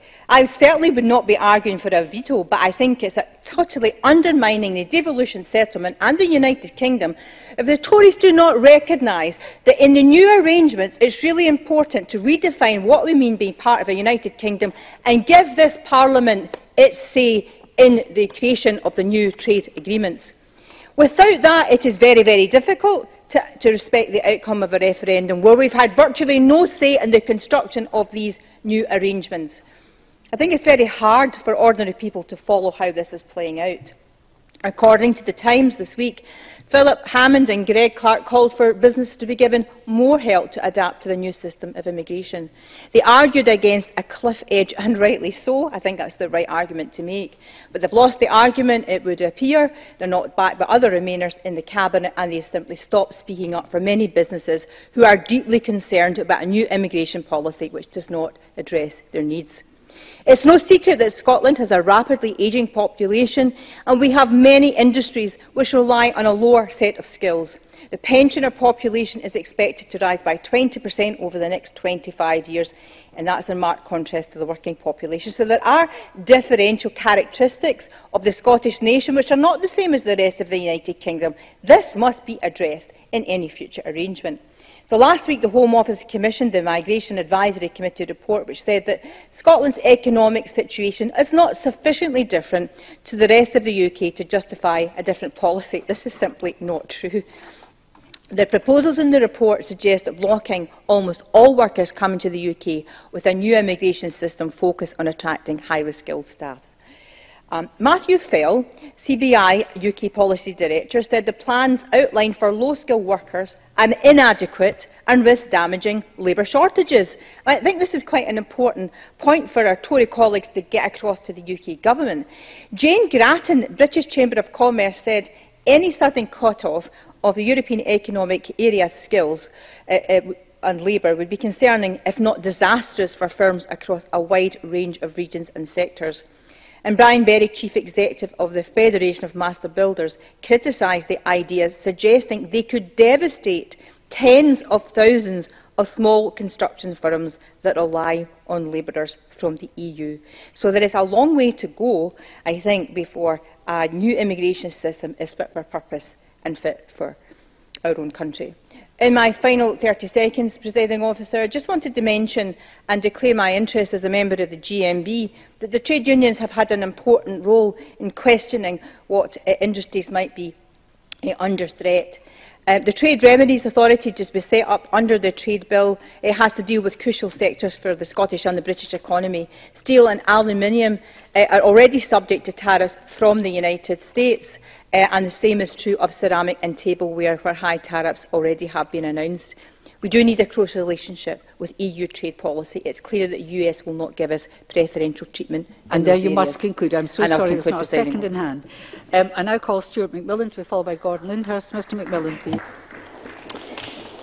Thank you very much, Presiding Officer. Presiding Officer, Scotland actually wants to be a constructive partner to the other UK nations, other nations of the UK, and also a constructive and fair trading partner to the countries around the world. And the UK government's approach so far must change. It seems to place the interests and the involvement of the devolved nations on a par with sectoral interests. And the UK government has also talked about the trade deals that work for the whole of the UK. But Scotland, Wales and also Northern Ireland could, in some negotiations, have very different interests from the rest of the UK. And these differences would be best addressed before reaching the negotiation table. The way that trade arrangements are developed within the UK cannot simply remain the same. Now, the development, the conduct and also the content of future trade policy and agreements will therefore have important implications for Scotland. And the future trade agreements will almost certainly involve devolved issues. Presiding Officer, for these reasons I've just outlined, it's clear that this chamber needs to send the strongest message possible to the UK government that there needs to be a guaranteed role in the development of trade agreements for the Scottish Government, but also this Parliament, which would benefit the Scottish producers, exporters, consumers and also our constituents and our communities. It's also clear that the best future for Scotland and the UK is to remain in the European Union, or at the very least in the single market and customs union. But we must do everything that we possibly can to protect Scotland's interests in future trade deals and in all possible outcomes. It's also clear that the Scottish Government still have significant concerns about some aspects of the UK trade bill, and they'll continue to actually work to have the bill amended. And we've already heard today some quotes from the UK Trade Minister, George Hollenbury, when he took part in a session at the Finance and Constitution Committee. But he also spoke in the Delegated Powers and Law Reform Committee, and in that committee he stated, "We are absolutely clear that there should be deep and meaningful consultation with the Scottish Government and that we should be open to modifying our proposals on the basis of the information that we receive. I am absolutely committed to that." He also continued by saying, "It seems to me that we will get much improved and much more deliverable free trade agreements if we can all agree on exactly what they should end up proposing and how we should negotiate them, and the fine detail of what form that mechanism will take is yet to be resolved, but I give the committee a political commitment that I believe that it is absolutely right that the devolved administrations should have a real input." Now, Mr Hollenbury also stated that day that I am absolutely determined, as is the Secretary of State, that the consultations that we hold will be meaningful, wide and deep. We will take into account the interests of all interested parties, which certainly includes the devolved authorities. We are not yet set on exactly how we will involve the devolved authorities. Now that tells me a few different things, Presiding Officer. First of all, that here is a UK Minister who actually understands one aspect of this, and that's it's not about a veto that we heard earlier on from Mr Tompkins. It's actually about having an agreement with the devolved administrations. I mean, and I'll read this point again just for Mr Tompkins' record. I don't know if he looked at this particular part of the official report. And it's this bit. It says, "If we can all agree on exactly what they should end up proposing and on how we should negotiate them." That is not a veto. That's about two governments actually working together to try to get the best possible outcome. Presiding Officer, I've never heard, never ever expect any Scottish Government Minister to claim that everything that they propose to the UK Government should be listened to. However, a UK Government rife with internal division should attempt to work with the devolved administrations. The Scottish Government has been willing to negotiate, discuss and have meaningful dialogue with the UK Government for the last 2 years. And as the Minister stated earlier, the UK Government have talked a good game, but clearly their actions have been somewhat different. Now, Presiding Officer, today I've heard a lot, once again, about the aspects of previous trade negotiations. Heard about TTIP, We've also heard about the issue of the clonity chicken, the selling off of the NHS to the highest bidder, reduced food standards, the power grab, and also other negative aspects about this situation that we face. Therefore, bearing in mind that we've actually had trade arrangements via the EU for the last 40 years, and going forward, any future trading arrangements will clearly have an effect upon Scotland and also our economy, and also devolved issues, then surely a common sense approach common sense approach would have been for the UK government to genuinely work with the devolved administrations and parliaments to actually have a stronger negotiating position when it comes to future trade negotiations. Now, the UK wrecking ball approach needs to stop, and a reboot of the intergovernmental arrangements, as Tavi Scott spoke about in his comments, it needs to happen to build the trust and also the common ground to take forward international trade discussions. If the UK government doesn't, then our constituents, our communities, our economy will not be in a beneficial position. Thank you very much. Thank you very much, Mr Macmillan. I call Gordon Lyndhurst, followed by Angela Constance. Mr Lyndhurst, please. Deputy Presiding Officer, on the quay at Leith is a 19th century painting depicting the important role the port once played as the main trading route in and out of Scotland, including the exportation of bottles, 1 million a week from the Leith Glassworks at its peak in 1770, according to figures that I've received. I've not either researched them nor was I around at the time to verify them. But the picture is a hive of activity, with ships being loaded and waiting to sail across the world. Indeed, until the building of the Kiel Canal in 1895, there was regular direct trade for centuries between the Baltic Sea and Scotland, the Baltic coast and islands, including in Scottish herring, by one of my own ancestors. Fast forward to today, Leith may have dramatically changed, but the importance of building and maintaining trading relationships has not.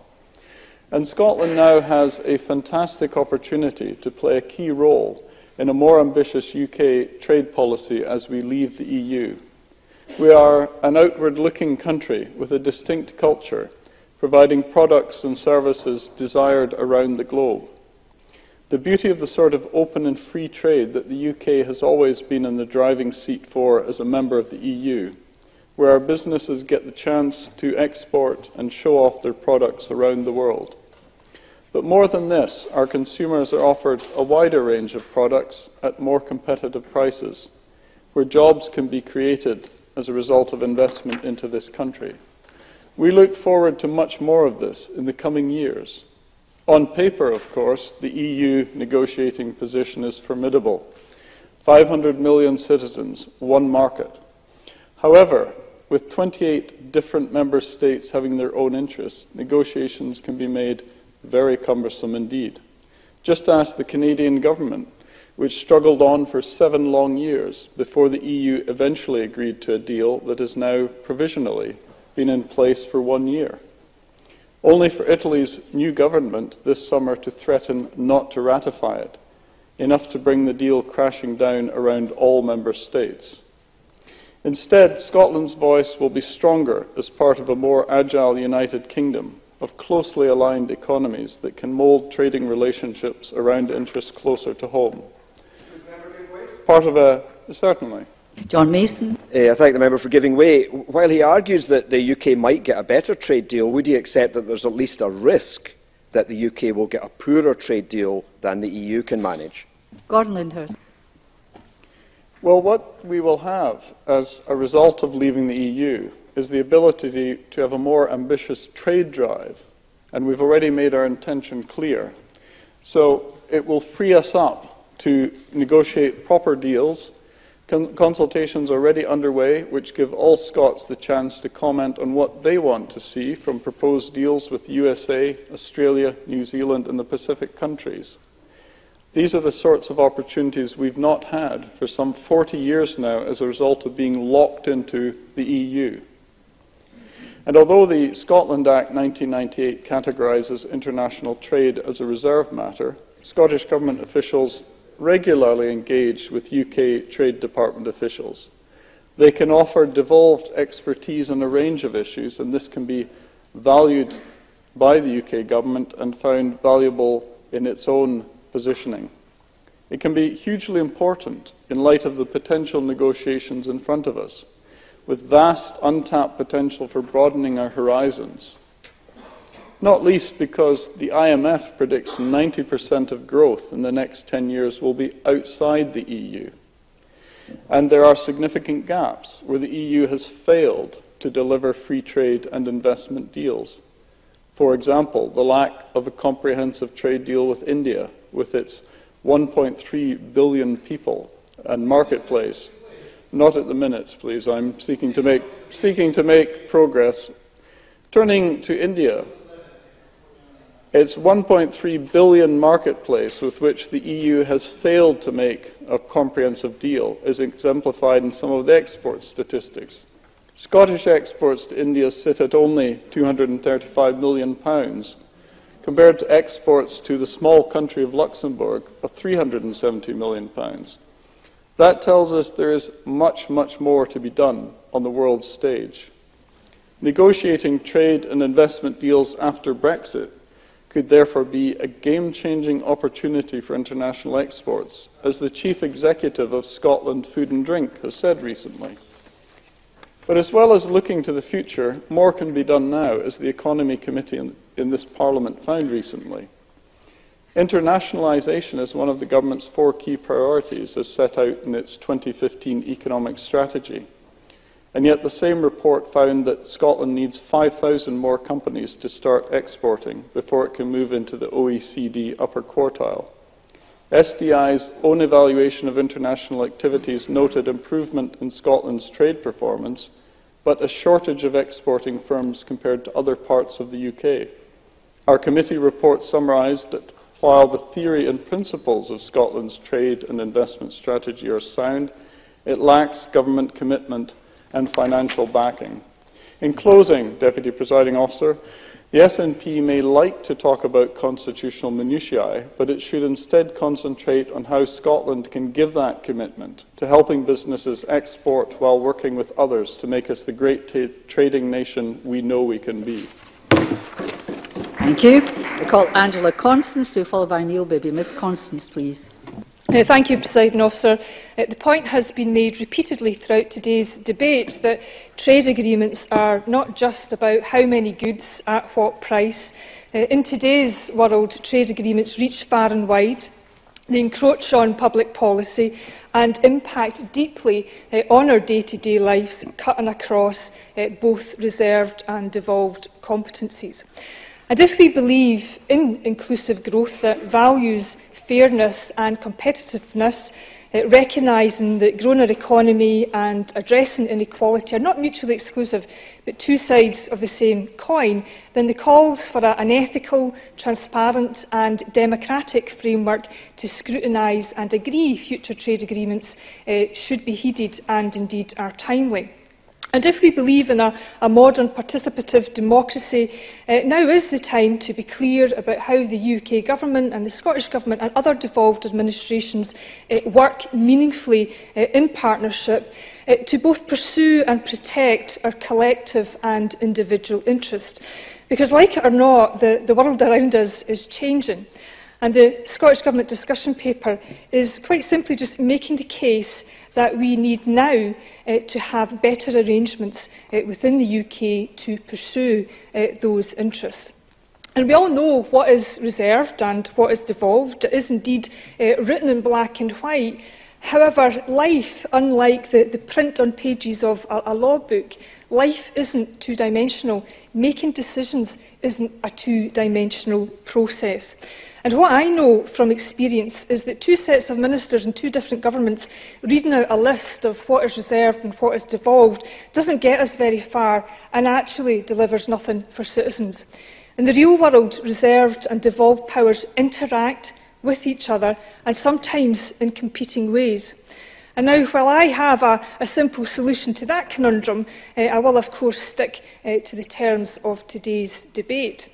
And I was really struck by the findings of the House of Commons Public Administration and Constitutional Affairs Committee when they said in July of this year, "We are concerned that so much work still needs to be done 20 years on from the establishment of devolution in 1998.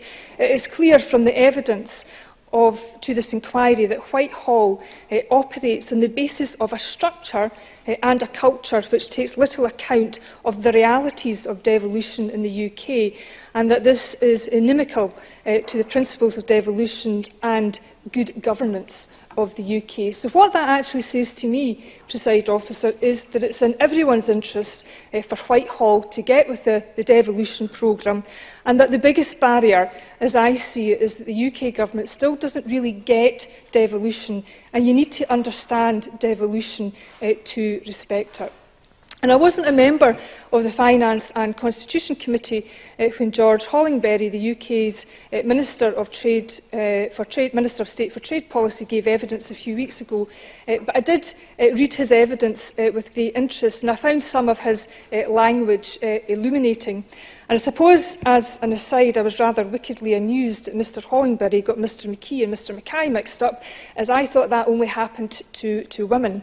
And there were lots of warm words about the commitment to engage, but precious little on the detail other than references that were made to current engagement at official level, where Scottish Government officials share their views and expertise, I quote, upstream, an interesting word.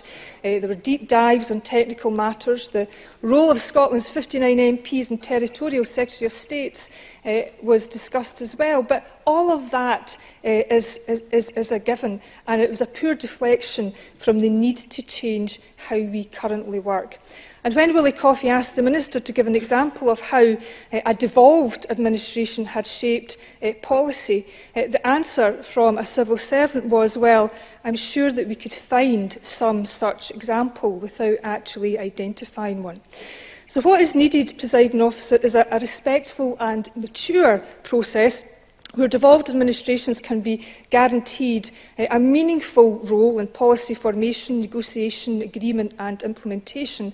And there are very clear arguments why this is in the interest of the UK as a whole, as well as Scotland, respecting both what we have in common but also our different needs. And we've heard from Joan McAlpine that the British and Scottish Chamber of Commerce, the CBI, Federation of Small Businesses support the involvement of devolved administrations in matters such as mandate preparation, oversight and approval. And the Minister has outlined today a desire to be a constructive partner, and we need a structure, a system, whether that's an intergovernmental committee or other arrangement, that actually enables different spheres of government to move on and to be able to work together on the substantive issues of the day, as opposed to constantly fighting about processes. And I have to say, Presiding Officer, the issue of trust and integrity are of central importance too, and it is utterly unbecoming of Theresa May, who is, whether I like it or not, and I don't like it, the Prime Minister of the entire UK. It is utterly despicable for her to be briefing against Scotland and the Scottish Government when she is in Europe. So, to conclude, Presiding Officer, there are indeed many international examples to learn from, but many of the countries that we seek to learn from do indeed have different arrangements. They have different constitutional arrangements and quite often have written constitutions. And what I'm clear about is that while you can't cherry-pick or shift and lift carte blanche from other countries, we can certainly really look and apply learning from others and adapt it to our own experience, guided, of course, by very clear principles. No, you must conclude. Sorry. And transparency, and now's the time to do that. Thank you. I call Neil Bibby, to be followed by John Mason. Mr Bibby, please. Thank you, Presiding Officer. As we know, trade agreements are the rules which govern our economic relationships with the rest of the world. For over 40 years, those rules have been shaped by our place in Europe, and for over 40 years, as a willing member state, we have ourselves shaped those rules in Europe. Exiting the European Union will inevitably change our relationship with the rest of Europe and the rest of the world. The extent of that change, however, remains unclear, because even now, with 6 months to go until exit day, no agreement has been reached on a Brexit deal or the rules that would then come in to govern our relationship with the EU. As Jackie Baillie said, the Prime Minister's Chequers deal is dead, the Cabinet has been in open revolt, and no deal is looking more and more likely. However, the Scottish Government motion today is not about the wisdom of leaving the EU or the options which will have to be decided upon. It is, I believe, about trying to build something constructive when it comes to international trade agreements, and this surely is something on which we can all agree across the chamber. I welcome both the tone and the content of the motion. Presiding Officer, the intention of the UK Government is to negotiate a series of bilateral deals from March 2019 onwards. But until we know the nature of the UK's relationship with the EU going forward, we will not know the extent to which there can actually be an independent UK trade policy post-Brexit. And we will not know the full impact it will have on the economy. The Scottish Government's publication on future UK trade arrangements sets out in detail the significance of trade to the UK and to Scotland. Paragraph 23 of the report spells out in sobering terms just what leaving the single market and customs union could mean. A WTO rules scenario leading to a loss of 8.5% GDP in Scotland by 2030, a free trade agreement relationship leading to GDP being 6.1% lower by 2030. For all these reasons, the Brexit deal matters. We need to get it right, but we should also be prepared for all eventualities. Promising a transparent and inclusive independent trade policy back in July, the International Trade Secretary Liam Fox said to develop and deliver a UK trade policy that benefits business, workers and consumers across the whole of the UK, we need to reflect the needs and individual circumstances of England, Scotland, Wales and Northern Ireland. For Labour, one of our 6 tests for any Brexit deal is, with the government come forward with, is does it deliver for all the nations and regions of the UK? And, Presiding Officer, like Polly McNeill, I believe we must apply that same test to any future trade agreements we sign up to post-Brexit. Currently, as we know, all of the UK's international trade deals are negotiated through the EU. But as the report points out, losing the EU's negotiating power, scrutiny and expertise will require a massive step change in the way the UK conducts its affairs in relation to international matters. And I know that Jackie Bailey and others have said that that is a key challenge before all of us, for decision makers, for trade negotiators, for regulators, for governments and leaders across party lines. To achieve a massive step change while ensuring that any trade arrangements are transparent, inclusive and meet the needs of the nations and regions of the UK. Brexit is testing political conventions and orthodoxies in this country to destruction. It is time for new ways of thinking and new ways of working to emerge.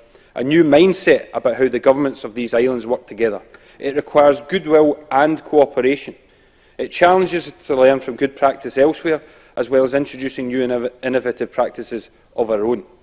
In evidence to the Finance and Constitution Committee in April, Kathleen Walker-Shaw of the GMB, and I declare I'm a member of the GMB, outlined concerns. She said about existing global and EU-level trade agreements predominantly because of their lack of democracy, transparency and inclusiveness of stakeholders. We can better engage with stakeholders by giving our devolved parliaments a meaningful say, by the UK Government accepting that devolved administrations are not their competitors or opponents, but partners in an endeavour, the like of which none of us have ever had to engage with before. To do that, we need to have a formal structure, we need clear and binding agreements, we need mutual respect and understanding, and we need parity of esteem. As Kathleen Walker-Shaw also said, that means that the Scottish Parliament and other devolved administrations must have a formal and substantial say on why we are having any trade agreement, what its aims and objectives and scopes are, and what its mandate is. And as Bruce Crawford said earlier, the Finance Constitution Committee members have been taking evidence when it comes to trade, and I agree with him, it has been useful for us to hear the experience of officials and representatives of different countries.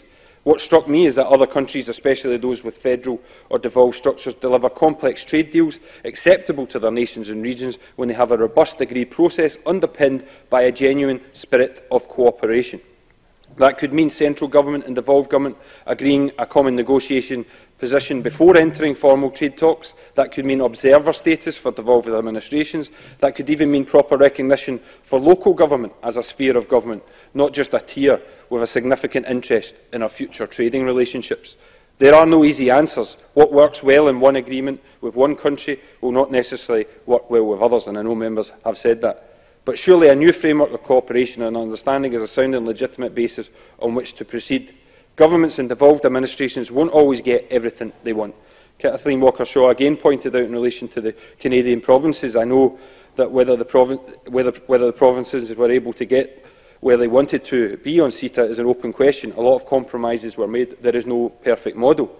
But even if we don't always get what we want, let's put in place the framework that allows us to try. Let's make a complex process more transparent, more inclusive, and let's make sure it reflects the needs of our economy. Presiding Officer, we are entering into uncharted and turbulent waters. I hope the UK Government responds positively to the motion tabled by the Scottish Government. Thank you very much. I call John Mason to be followed by Rachel Hamilton. Mr Mason, please. Thank you, Presiding Officer. And I have to say I have become increasingly pessimistic as I prepared for this speech and looked through the discussion paper, which goes through various scenarios. But given the mood music from Westminster, it is not a very hopeful picture.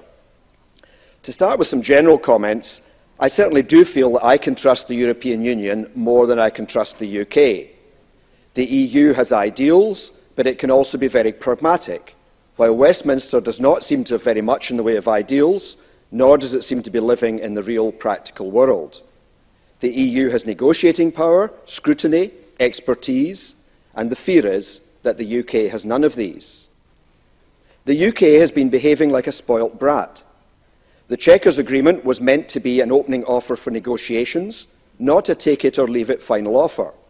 It should have come much earlier in the process.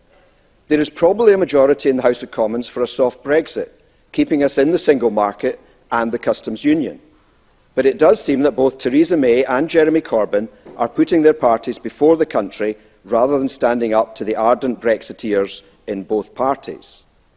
Labour seem to be saying that we need a federal system. Now, I seem to remember that Gordon Brown said that quite a while ago, but that would require a written constitution for the whole of the UK. Can we really expect that any time soon, even if Labour were to win a Westminster election?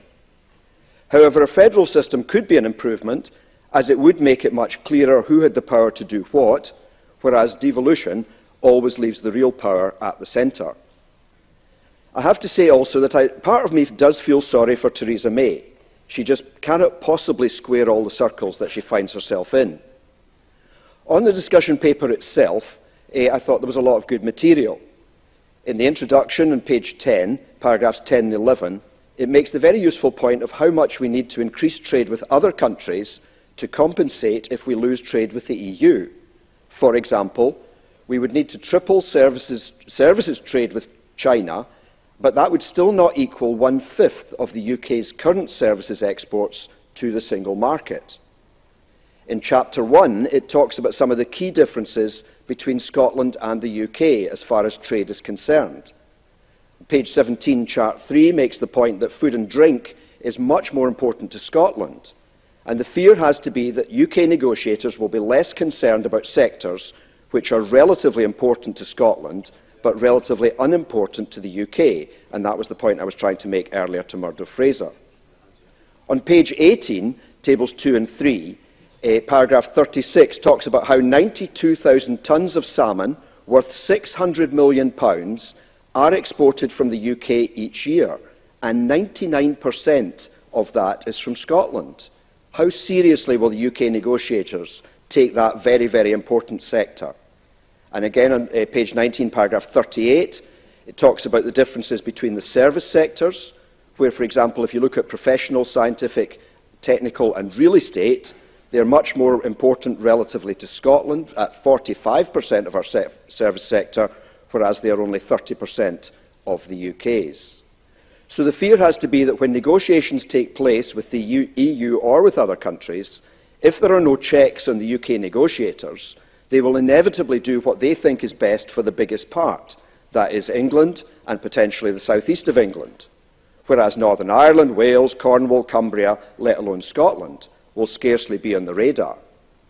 This chapter concludes by looking at imports, and argues that global production chains can mean products and their components crossing multiple borders, so tariffs can become burdensome for both producers and consumers.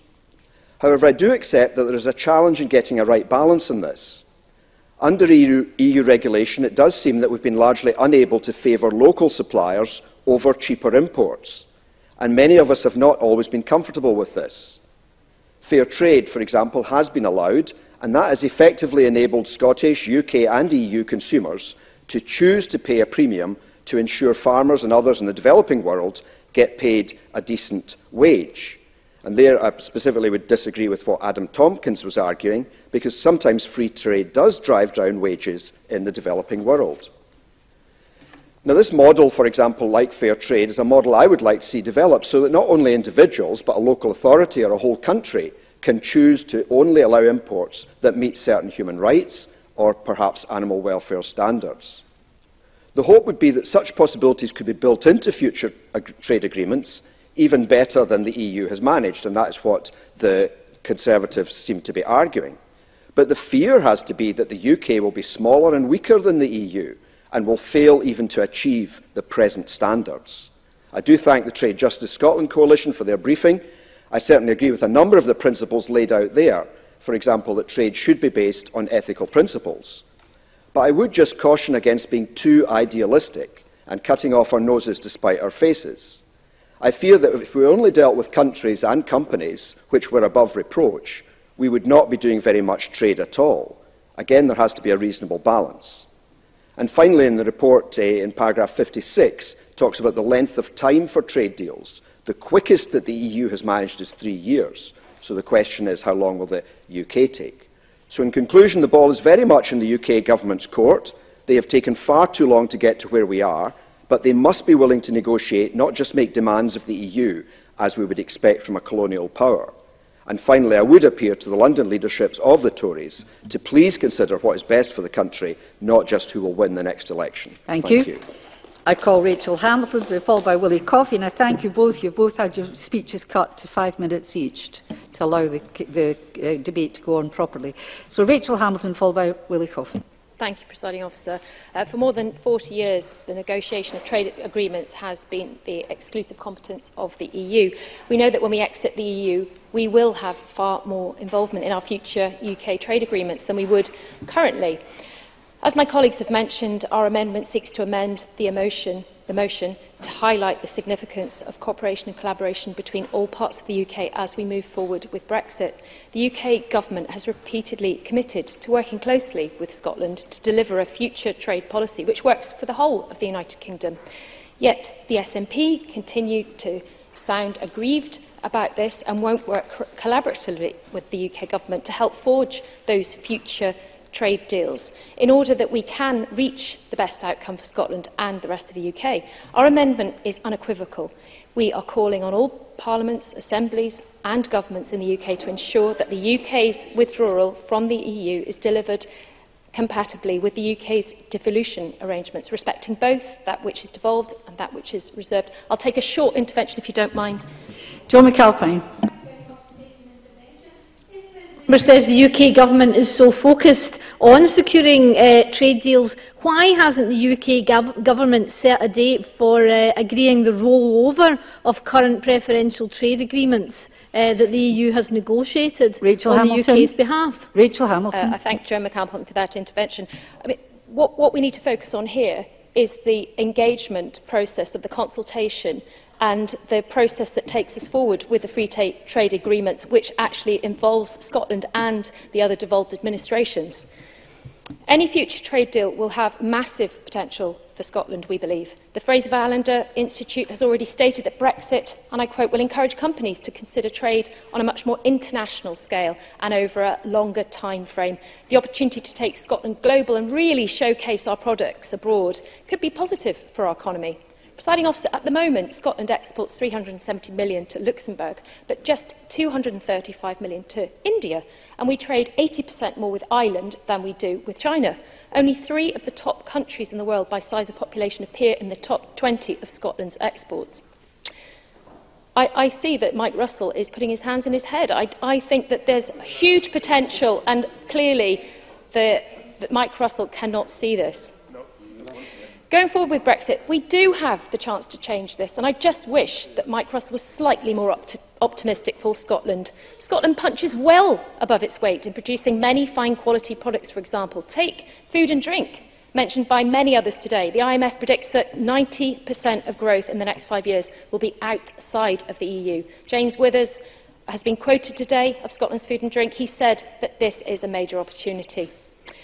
Martin Bell, Deputy Director of Trade at the Scottish Whisky Association, welcomed Scotland's future trade possibilities. He said, and I quote, "The Scotch whisky industry welcomes the opportunity to share our priorities for future UK trade negotiations with these key trading partners. Many Scottish companies do not currently export internationally due to perhaps a lack of finance, awareness of opportunities and international savvy.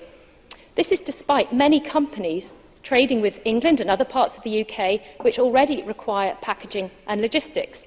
Shankas Ingram, Director of the International Trade and Competition Unit at Free Trade think tank, the Institute of Economic Affairs, said that the UK's narrower range of offensive interests made it more likely to succeed where the EU had failed to negotiate access for Scotch in growth markets. I'm sorry, I'm at limited time. My time's been cut. I'm sorry, Mr McKee. I believe both the Scottish and UK governments have a vital role to play in ensuring that companies have the necessary tools to promote their products for export. The role of government is therefore not only to provide financial support, but also to increase awareness of that support that's already available, as well as providing easily accessible advice on internationalisation. The UK government has made it clear that as we leave the EU, our high standards for consumers, employees and the environment, and in particular animal welfare, will be maintained. Healthcare and food standards will not be compromised in future trade deals.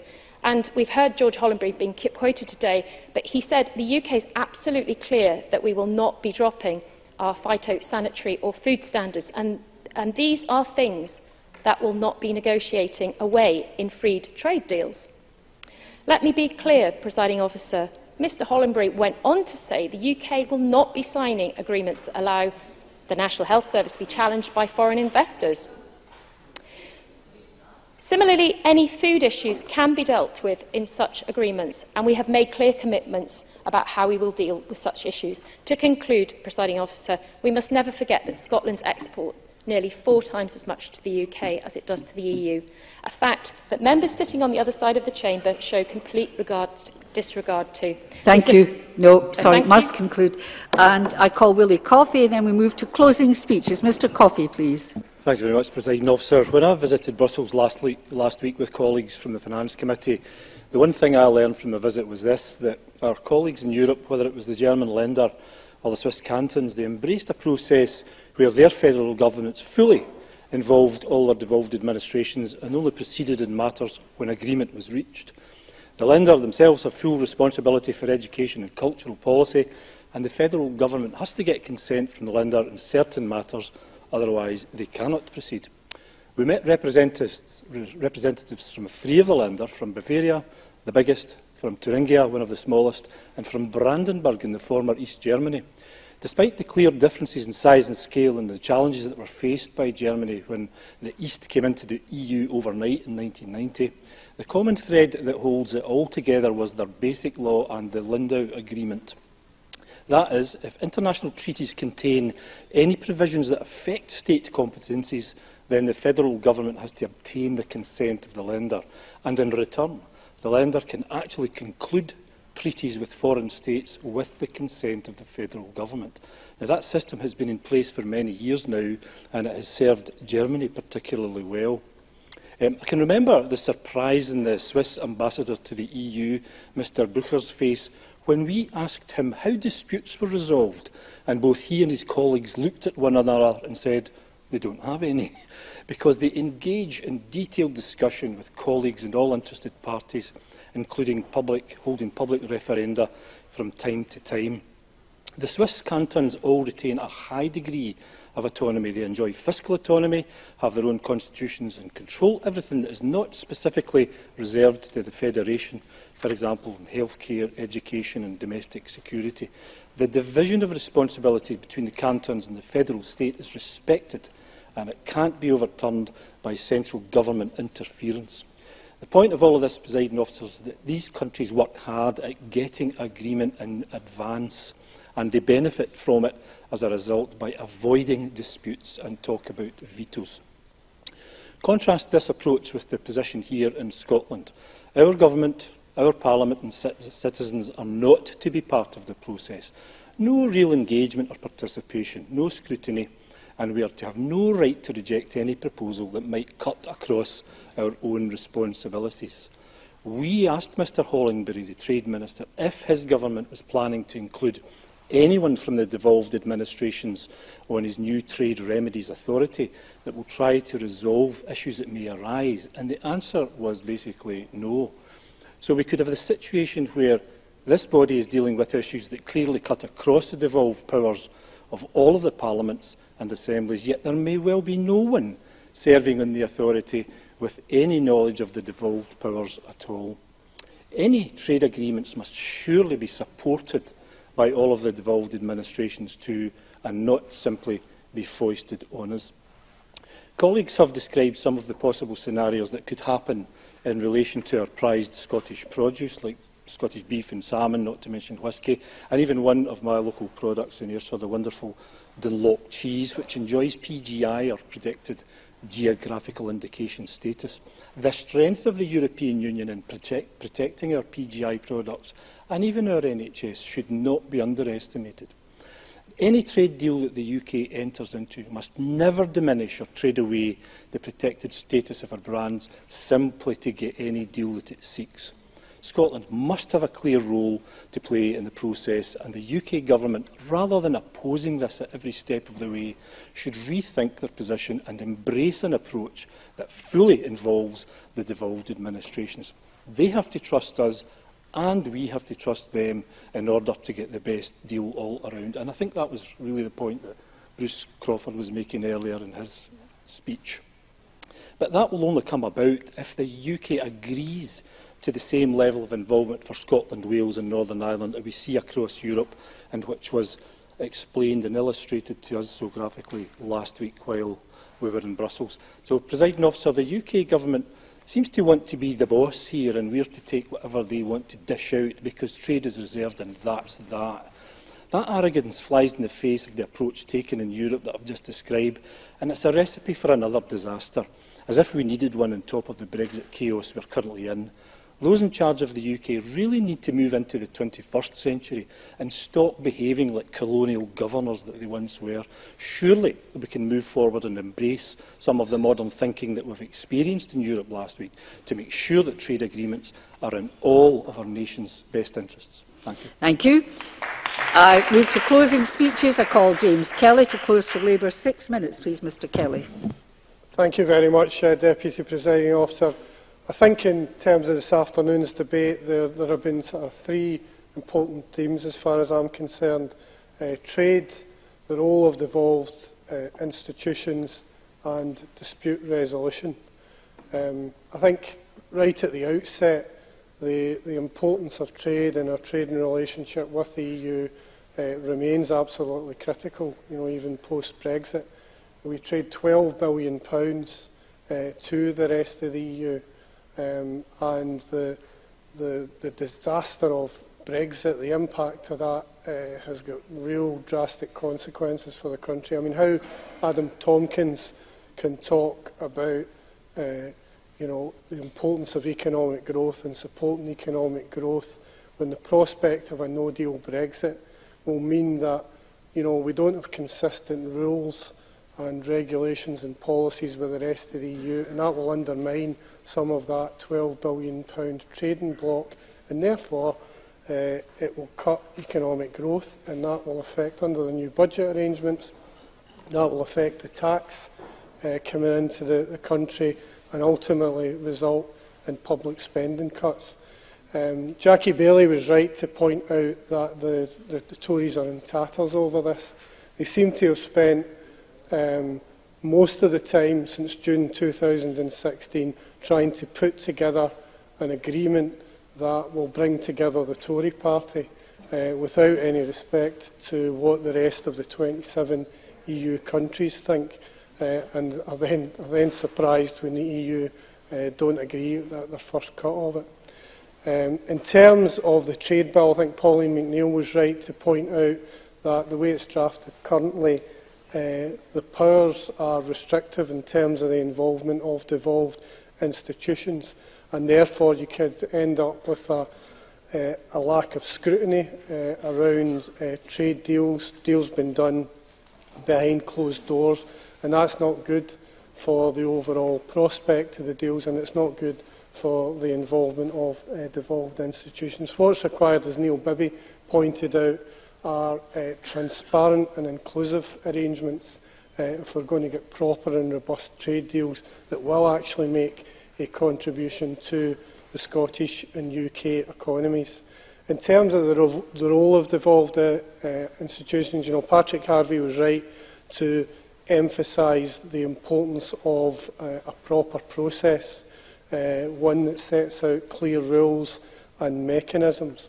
And I think within that it's important that devolved institutions have the ability to, in order to negotiate variations from the UK trade deals where they're appropriate for public institutions, within Scotland and other devolved institutions. If you take the living wage as an example, there are over 400,000 people in Scotland who aren't paid the real living wage. In a previous Parliament, I attempted to mandate that public bodies would have to pay the living wage, and it was voted down by the SNP on the basis that wrongly I felt it was against EU law. So under new trade arrangements post-Brexit, there will be the opportunity to fix that problem if the ability is built in there for devolved institutions to derogate on issues like the living wage, where the trade agreement affects public bodies. So I think that's an important aspect. I think the other point that came out in the debate was how to resolve disputes. I thought Tavi Scott made some vital points on this. I regret the fact that the Lib Dems weren't able to put forward their motion. I think the way forward is not for the House of Commons or the Scottish Parliament to have the power of veto. In that regard, I thought that Bruce Crawford made a really substantive contribution reflecting on the Finance and Constitution Committee's trip to Brussels last week. And one of the lessons, a number of members reflected this. Yeah, sure, Stuart. Stuart McMillan. I thank James Kelly for taking the intervention, but I'm sure Mr Kelly will agree with me that this issue of intergovernmental relations has been long-standing, and it's not just something that's happened because of Brexit. James Kelly. No, clearly the importance of intergovernmental relations is absolutely vital. But as I was going on to say, what we learned from last week's trip to Brussels is the importance of cooperation, the importance of clear rules and a mechanism of discussions at an early stage, and ultimately about all parties seeking to try and reach a consensus or reach an agreement, even if they start out in a place of disagreement. And from that point of view, there's a lesson for all of us. You can't have a situation where the UK government are simply shouting down the Scottish Government, trying to put the Scottish Government in its place, and equally the Scottish Government needs to move on to a footing where they're prepared to work and make an arrangement, if it's feasible, with the UK Government. I think that's what's got to be reflected on. The way forward, presiding officer, is clear rules, agreement and seeking consensus. Thank you very much. I call on Dean Lockhart. Closed with the Conservatives. 6 minutes, Mr Lockhart. Thank you very much, Deputy Presiding Officer. We've heard a number of concerns expressed by members across the Chamber this afternoon about the future prospects for Scotland's trade. I rarely find myself to be on the optimistic side of a debate, but I would like to address some of the concerns raised by having a look at Scotland's current trading position. 61% of our trade is with the rest of the UK, 17% is with the EU single market. In fact, the value of our exports to the EU have declined since 2010. Meanwhile, our exports to the rest of the world have been increasing in recent years and now represents 23% of our trade. Given that 90% of the future world economic growth in the next 10 years is going to be outside of Europe, it's vital that we help Scottish business gain further access to these fast-growing markets. To explore how we can take advantage of these trading opportunities, I want to briefly deal with continuity of trading arrangements before moving on to future trading agreements. At the moment, more than 5% of our total trade is governed by existing EU free trade agreements with third countries. One of the key objectives of the UK Trade Bill is therefore to roll over these existing EU deals as smoothly and as quickly as possible. And to address some of the concerns that James Kelly raised, the UK Minister for Trade Policy, George Hollingbury, made it clear in his evidence to the Finance and Constitution Committee that we must ensure that these trade agreements continue to be in place on the day we leave the EU.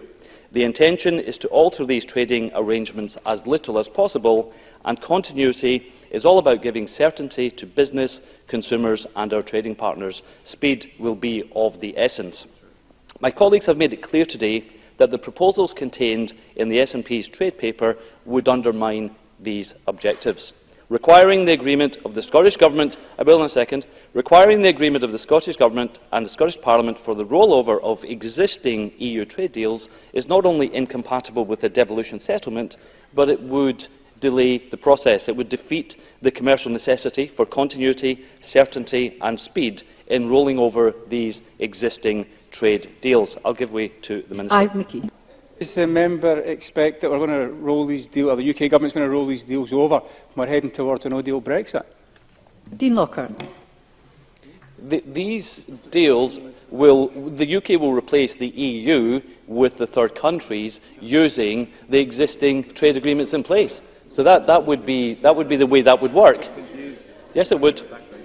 Now, I want to turn to how future trading agreements will be negotiated, agreed and implemented. A number of members, including Gordon Lyndhurst, Rachel Hamilton, highlighted that withdrawing from the EU will give us the opportunity to shape our own trade opportunities and expand our trade with some of the fastest-growing economies in the world, including China and India. Our current exports to these markets are marginal. For example, less than 2% of our exports go to China and less than 1% go to India. But when it comes to the question of how Scotland should approach future free trade agreements, the countless policy papers issued by the SNP have painted a confusing picture. On the one hand, in the trade paper we are debating today, the SNP argues that the specific needs of Scotland's economy must be fully reflected in future deals negotiated by the UK Government. And for this reason, it is proposing a veto at every stage of the preparation, negotiation and ratification of any UK free trade agreement. But on the other hand, the SNP's policy of a differentiated approach to Europe, of remaining in the single market, would hand significant powers over future trade agreements back to Brussels.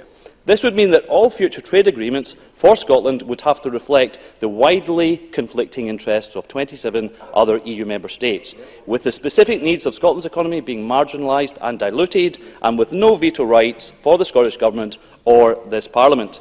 Presiding Officer, the SNP's position in relation to Scotland's future trading arrangements is contradictory, confusing and lacks credibility.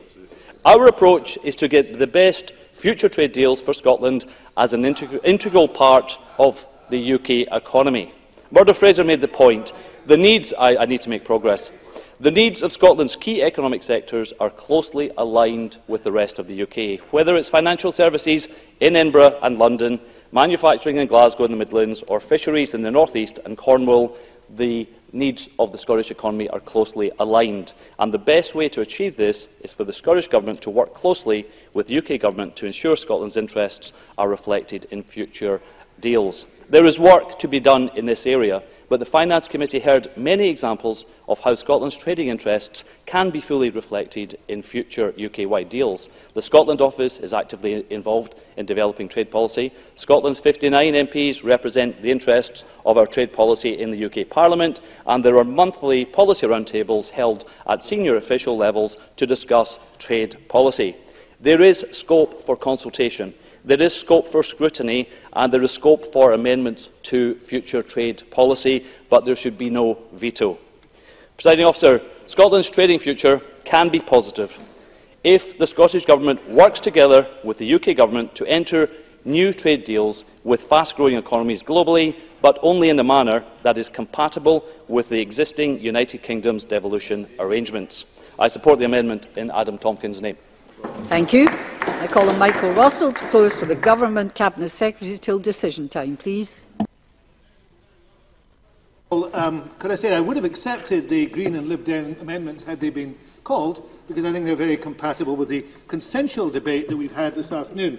And I'm grateful to all the members, apart from the members on the Tory benches, for understanding that the paper that we published, the Scotland's Role in the Development of Future UK Trade Arrangements, was a consultative paper. It was designed to start the process of discussion, and I'm very glad I'm very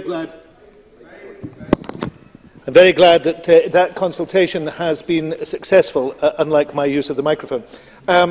It has been a positive debate in that regard, and I want to start with Bruce Crawford's contribution, because it was a very significant one and a number of members have mentioned it. He said that the normal approach, and that's what clearly the committee heard in Brussels, would be to seek consensus and to have robust formal structures to rely on. And the issue of formal structures was raised in this debate, I think, in every side of the chamber, by Jackie Bailey, by Tavish Scott, by Neil Bibby, by a range of others. And of course, the Taoiseach addressed this issue of formal structures underpinning trust very successfully at the British Irish Council. And I've quoted him here before. When he talked about the way that trust works within the EU, it works because there are formal structures which can be relied on. So all that this paper seeks to achieve is a normal approach to modern trade arrangements. And a number of members have made that point as well. Trade arrangements have changed in 40 or 50 years. It is important that citizens are consulted, and the expectations of citizens in terms of high environmental standards, high welfare standards, are reflected in trade agreements, a point that Patrick Harvey made well in his opening remarks. And the only people who have stood against normality in this debate are the Conservatives. They see it as unacceptable to have any involvement of the type that's in this paper, and indeed they think it's unacceptable even to discuss it. It is, you might call it, an eat-your-cereal approach. They have given up on debating what needs to change. And it's really fascinating what we heard from the Tories this afternoon. I'm going to talk about that because it shows what is now happening in the Brexit debate. Because the position the Tories are taking with regard, for example, to the single market is abnormal even in their own history. Let me quote a Lancaster House speech, not the Lancaster House speech, but a Lancaster House speech of April the 18th, 1988. Just think, the speech goes, the person delivering it said, for a moment, what a prospect that is. A single market without barriers, visible or invisible, giving you direct and unhindered access to the purchasing power of over 300 million of the world's wealthiest and most prosperous people. Bigger than Japan, bigger than the United States, on your doorstep, and with a Channel Tunnel to give you perfect access to it. It's not a dream, it's not a vision, it's not some bureaucrat's plan, it's for real. That was Margaret Thatcher in 1988.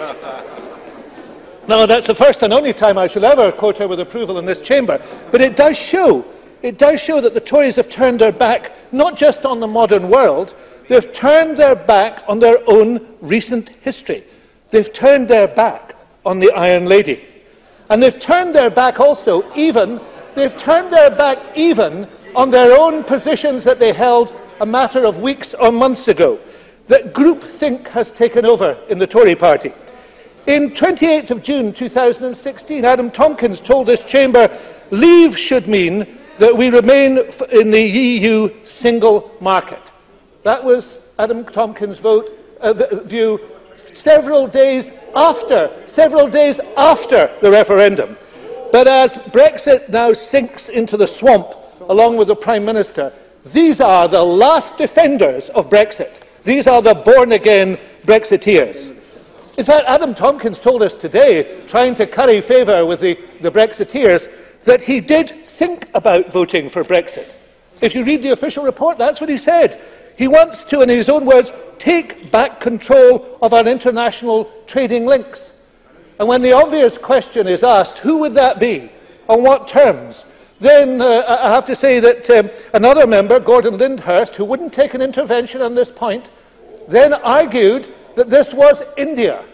Let's look just for a second at India. The reality of the Indian trade agreement with the EU, which has not been able to be finalised for two reasons, widely admitted.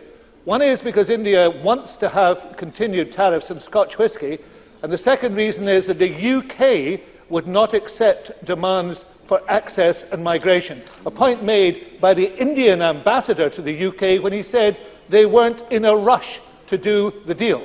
That's the reality. This is a chimera that all these countries are waiting to do a deal.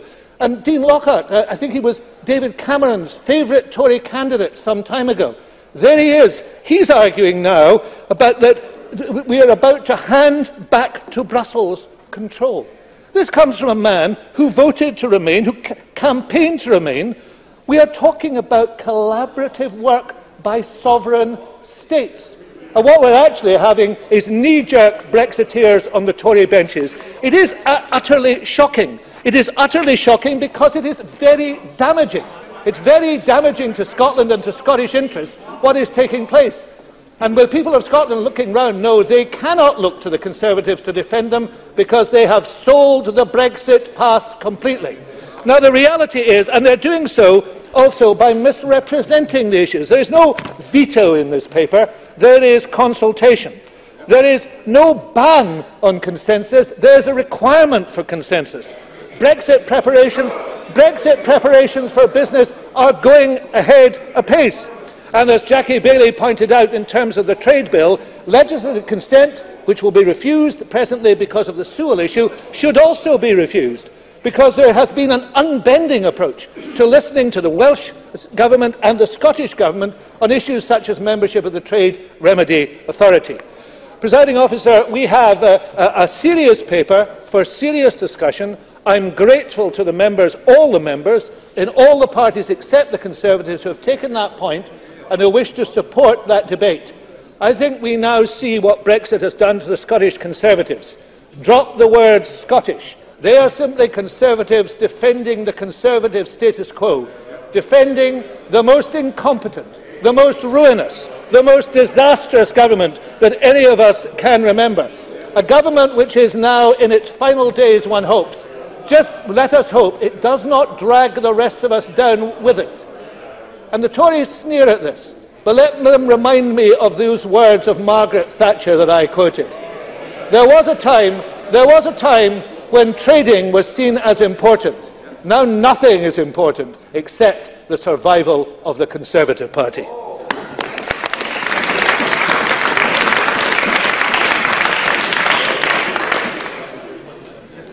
Thank you very much. That concludes our debate on Scotland's role in the development of future UK trade arrangements. The next item of business is consideration of Business Motion 14085 in the name of Graham Day on behalf of the Parliamentary Bureau, setting out a revised business programme. Can I ask if any member objects? And I call on Graham Day to move the motion. Move, Presiding Officer. Thank you very much. No one seems to object. Therefore, the question is that motion 14085 be agreed. Are we all agreed? We are. Thank you. Now we're going to turn to decision time. Just ensure members have got their new cards inserted correctly.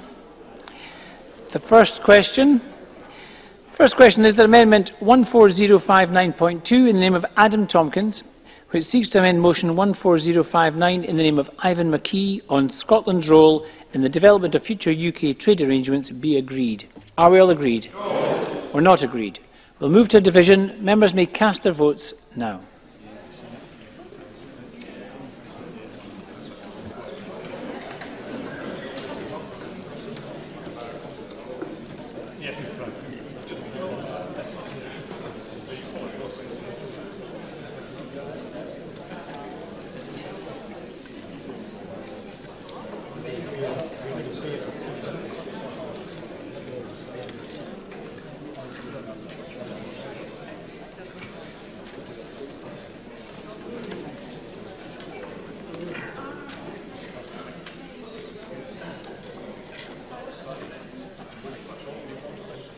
The result of the vote on amendment number 14059.2 in the name of Adam Tompkins is yes 29, no 84. There were no abstentions. The amendment is therefore not agreed. The second question is that motion 14059 in the name of Ivan McKee on Scotland's role in the development of future UK trade arrangements be agreed. Are we all agreed? Yes. We're not agreed. We'll move to a vote again and members may cast their votes now.